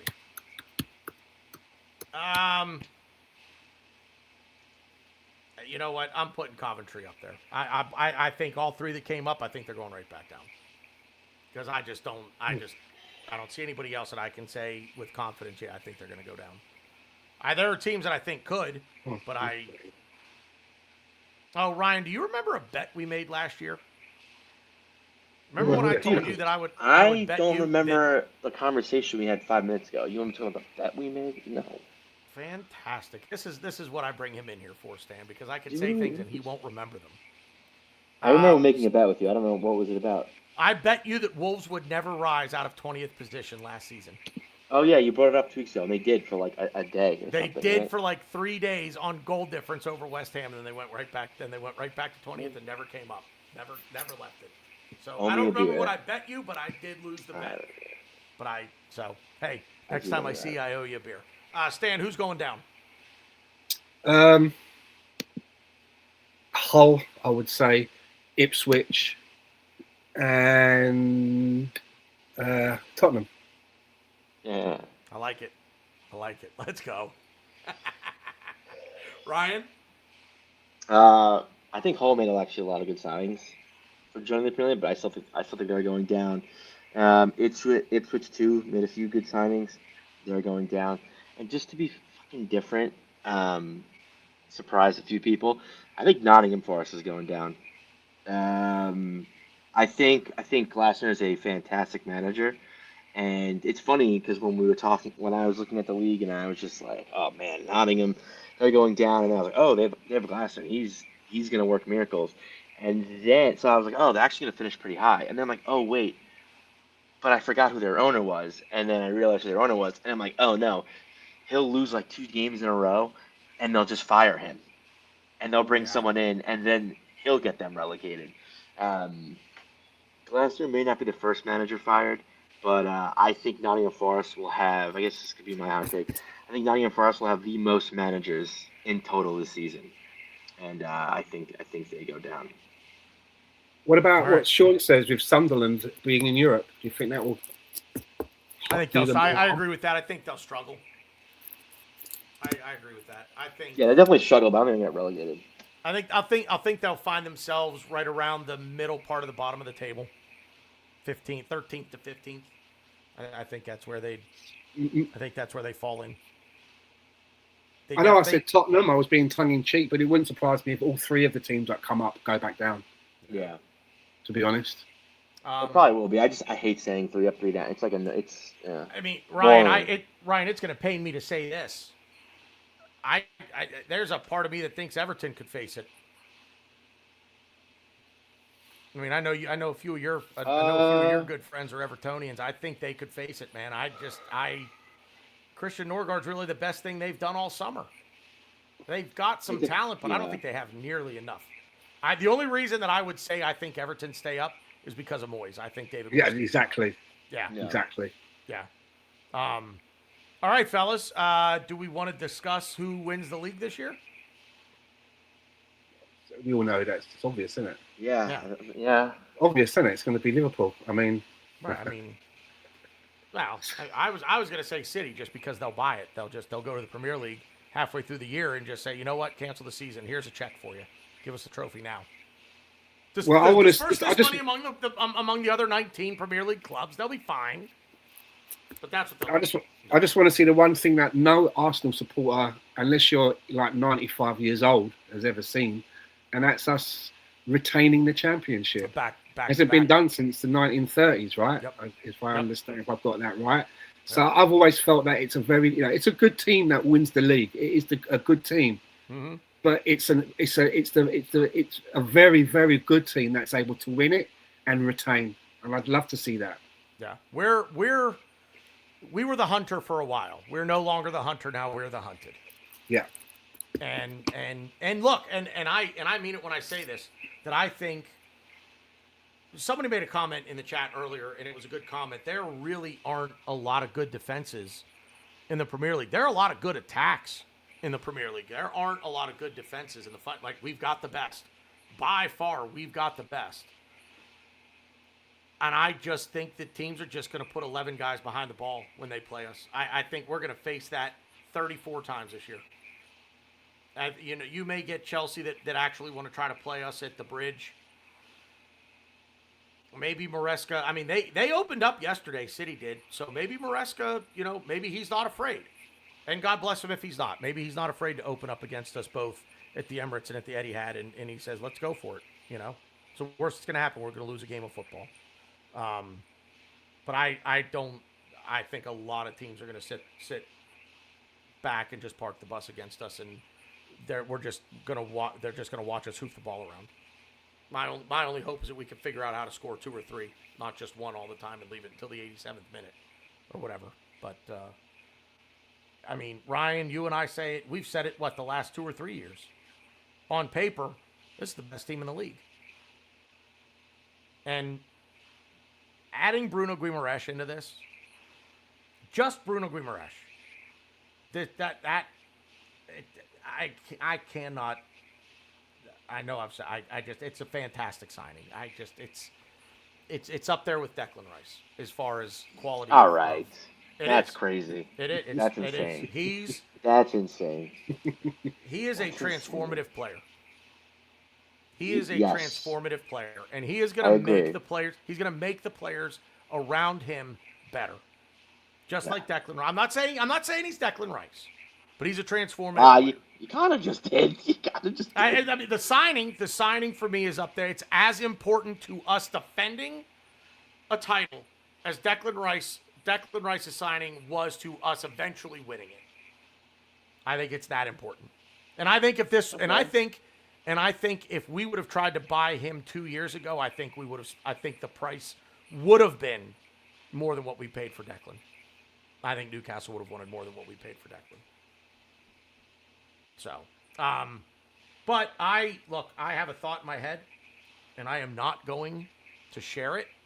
So this is going to be the kind of poof and just let everybody think what they want about the thought that's in my head, but I don't want to jinx anything. I would love to try to speak it into the world, and make it happen, but I don't want to do that because I don't want to jinx it. But I have a thought in my head that I'll just say of how good we could be this season. I have a thought in my head. Not the I word. Incredible?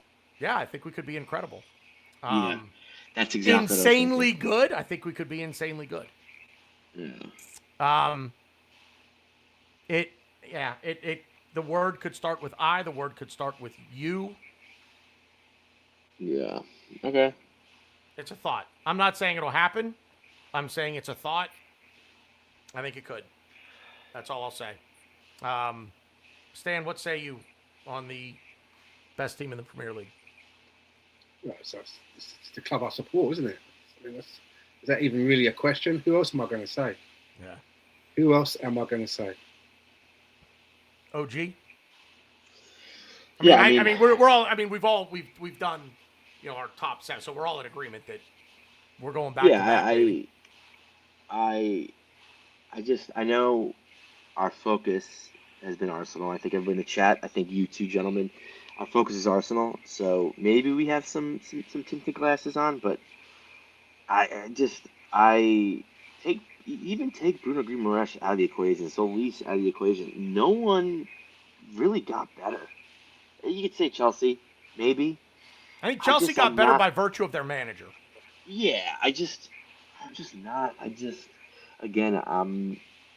I'm sure I'm going to be brought back to earth when the first team scores against us. I'm going to be brought back to earth. I might be brought back to earth minute 1 of the Coventry game, not because of what Coventry do, just because we may not be playing the way I want us to be playing. So I'll be like, okay, maybe this is going to be a competition. But I don't know. I'm just not. And again, maybe I won now, so I'm just sitting on my throne throwing coins at all the peasants. My thing. But I'm not worried about it. I can see you doing that. Yeah. Right? Yeah, right. With a big turkey drumstick in one hand, like Henry VIII. More grog. I mean, like, what? The only team we heard about last year was Man City, and they got so much worse. And again, like, that's why in my heart of hearts, I'm like, dude, City can just City again. Not to win the league, but to just stay in the top 4 competition. But yeah, I just, and again, going to like my Gabriel thing, like, I just don't see anyone really getting past him. I don't want to say we're gonna win 1-0 every game. I don't want to say that, but I just think we're just so much better than everybody else. I think the only way we really slip up is if I hate to say it, but if Arteta doesn't rotate us correctly and we run plays in the ground, we get hurt, or we kind of take our eye off the Premier League ball a little bit and focus on winning the Champions League, which to me, yes, I think to me winning again and defending it is definitely a goal of mine. It'd be awesome to win it back to back years. But I think now, like, oh, I won the Premier League. Like, I want the next thing. I want the Champions League. Like, give me that. And it's funny because you talk about how Bruno couldn't be unlocking players and like he'll be the person that helps us defend the title. I think Bruno is the player that's going to help us win the Champions League. Just based on his final third uh, movement, based on his final third IQ. People talk about him that don't really watch him at Newcastle and talk about him as like a bully and a bruiser. And to be fair, I was talking about him like that because I would see him elbow players of ours in the face and see him just be nasty. Um, but dude, he is someone to watch out for in the final third, and the people crying out for us to have a better attack and to score more goals and all this attack nonsense. He's gonna be the guy. If we can't do it with him, then something's wrong because he's gonna be the guy that unlocks some things. I think him and really Lewis Kelly too, but I think Bruno's gonna start more games than Lewis Kelly. Um, but yeah, I think he's the guy that had we had him against PSG, we weren't going to extra time. We wouldn't have gotten a penalty kicks. We would have had that trophy. So yeah, it is a huge signing. I won't lie, but yeah, I just don't see a team that improved so much that'll be like an issue for us. I hate Chelsea, but I just can't take them seriously. You know their lineup can like I don't even know who their roster is so massive it's insane. Um, but yeah, Javi Alonso will if someone's going to correct him, it will be Javi Alonso. But yeah, I just think you're the best defense in the world. I mean, you take Saliba out, you take Timber out. Yeah, we took a hit, but having Mascara, having Ben White, Nkapie, Calafiori, like I'm not worried. Um, but with that being said, I really hope we bring in a defender this window. Um, like BG said, not necessarily a right back, not necessarily a right center back, but just a right defender, preferably one that could play both. Um, but yeah, I don't know. I'm gonna be brought back to earth Friday. I know I will, but I just don't see anyone. I don't see anyone coming close to us. I've got one last question, and then we're going to get out of here because we are over 2 hours. And it's been good talk. I've enjoyed this a lot. My last question to the both of you is simple. Would you, this year, having won the league last year, would you now trade the league for the Champions League this season? If you could only win one. Do I know who wins the? Sorry, go on, Ryan. No, I was going to ask. Do I know who wins the Premier League? No. But it's not us. We finish. We finish second or third. So not even fourth. We'll finish second or third. I mean, it's. No, you finish second or third, but we win the Champions League. I'll give you my answer. I'll take the Champions League. We've never done it. It's the one trophy that's eluded us our entire existence, and we've been so close in the last 2 years. There's only one thing left to do at this point, and I'm not, by no means am I saying that I think Arteta should put all of the Arsenal eggs into the Champions League basket because we are good enough to win all of the things this year. I believe that in my heart of hearts, that if Arteta does things right, if he rotates correctly, if he subs correctly, if he chooses his starting 11 correctly, and like Ryan, you always say, horses for courses. We don't need to run the team for our lives out there against Ipswich at home. We just don't. Give the guys who haven't had a go for a little bit, give them a run in a game like that. So this season now for me is down to Arteta. And it's about his ability to now manage a team. I will take the Champions League over the league this year. I would have said that last year too, to be perfectly honest with you. I would have taken last year. I probably said it. I'd rather have the Champions League than the league. Everybody's like, "Oh, 22 years." I get it, but never won the Champions League. I want to stop hearing people sing to us, "Champions of Europe." You'll never sing that. I'm sick of it.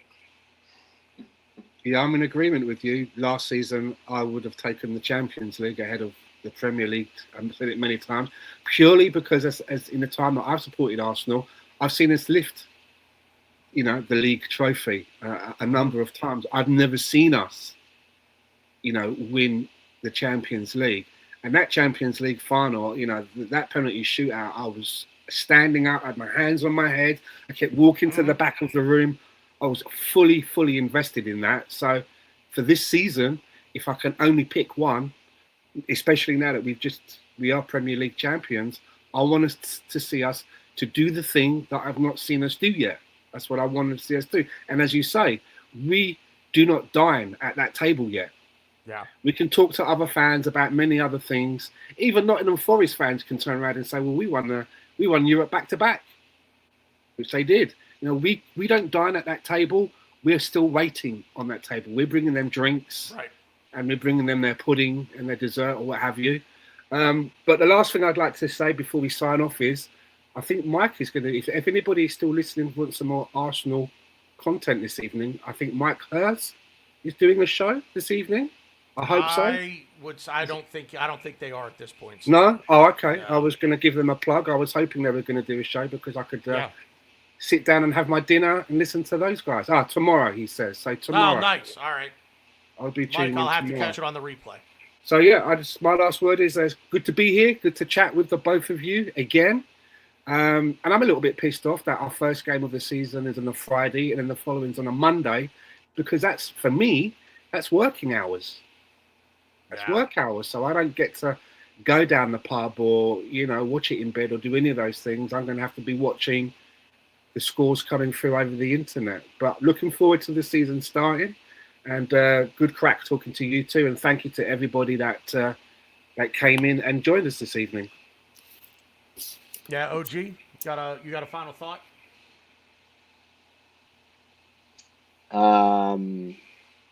Well, first of all, it pains me. I knowing Chelsea winning the league and us Champions League, I don't know. But at the end of the day, I agree with everything you both said, but mainly what you said, BG. I want the Champions League. I don't care.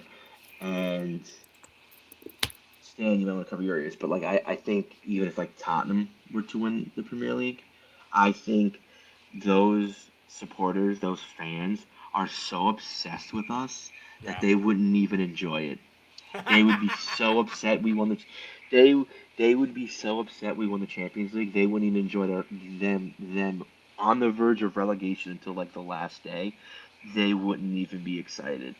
They'd be so upset that we won the Champions League. So I don't know. To me, I'll be really pissed if Chelsea won the league. But yeah, no. I mean, give me the Champions League. And I loved winning the Premier League. It's great to say we're champions of England. But I think having one game to decide a trophy, having one day, one game, 90 minutes, maybe 120 plus penalties, but having one game, and to win that one game, you win it. You win the thing that's escaped us for our entire career. That's a moment. Like when Kai scored against PSG, my wife can attest this. I blacked out. So winning that game, I think will be something. So yeah, give me the Champions League. Is that your? Oh, and then my final word is I'm excited for the league to start. I'm even more excited that the Hartford Gooners are now coming out, and they kind of established themselves a little bit. So I'm very excited that I'm going to be watching games at the pub. Second Bridge Brewing. I'm very pumped. The closest place was in New Haven, which is almost an hour away from me. Now Second Bridge is 20 minutes. No, it's 13 minutes away. So I'm very excited to see some games there, meet some new people. I love watching us play, especially at a pub. Just having that camaraderie, just the jubilance, and even when things don't go our way, it's nice to commiserate with like-minded people, and I don't want to say share misery, but it's good to kind of have that sense of community and togetherness. And it's just a fun time, and I can drink. Like, I mean, yes, I guess I could do that at my own house, but I don't have my wife yelling at me. So definitely a perk doing it at a pub.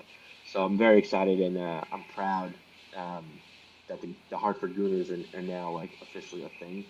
So shout out to them, and shout out to the season. And I'm excited the season to start because I'm tired of reading transfer shenanigans and what will we bring in, what will we send out. Just I want to watch some football on the pitch, man. That's all I want. Heard that. That's going to be it for us. If you've lasted this long, thank you all very much for the support and for sticking with us for well over 2 hours now. We're at 2 hours and 20 minutes. So thank you guys all very much in the chat. Thank you all very much. Those of you watching on X, thank you all very much. Please, if you're on X and you haven't already, go over to the channel on YouTube. Be sure to subscribe to the channel. Click the bell icon. You will never miss an episode. We would greatly appreciate that support. Please leave a thumbs up on the show. It does help. We would appreciate that. And if you are listening to the replay, on audio on Spotify or Apple Podcasts, please make sure you drop us a rating there as well, preferably 5 stars. That would really help as well. We want to get the algorithms up and get our show out there in front of more eyes and into more ears. So we really appreciate all the support. Thank you guys all for being here, chat especially. Thank you guys. It's been good footy talk. We'll see you out there.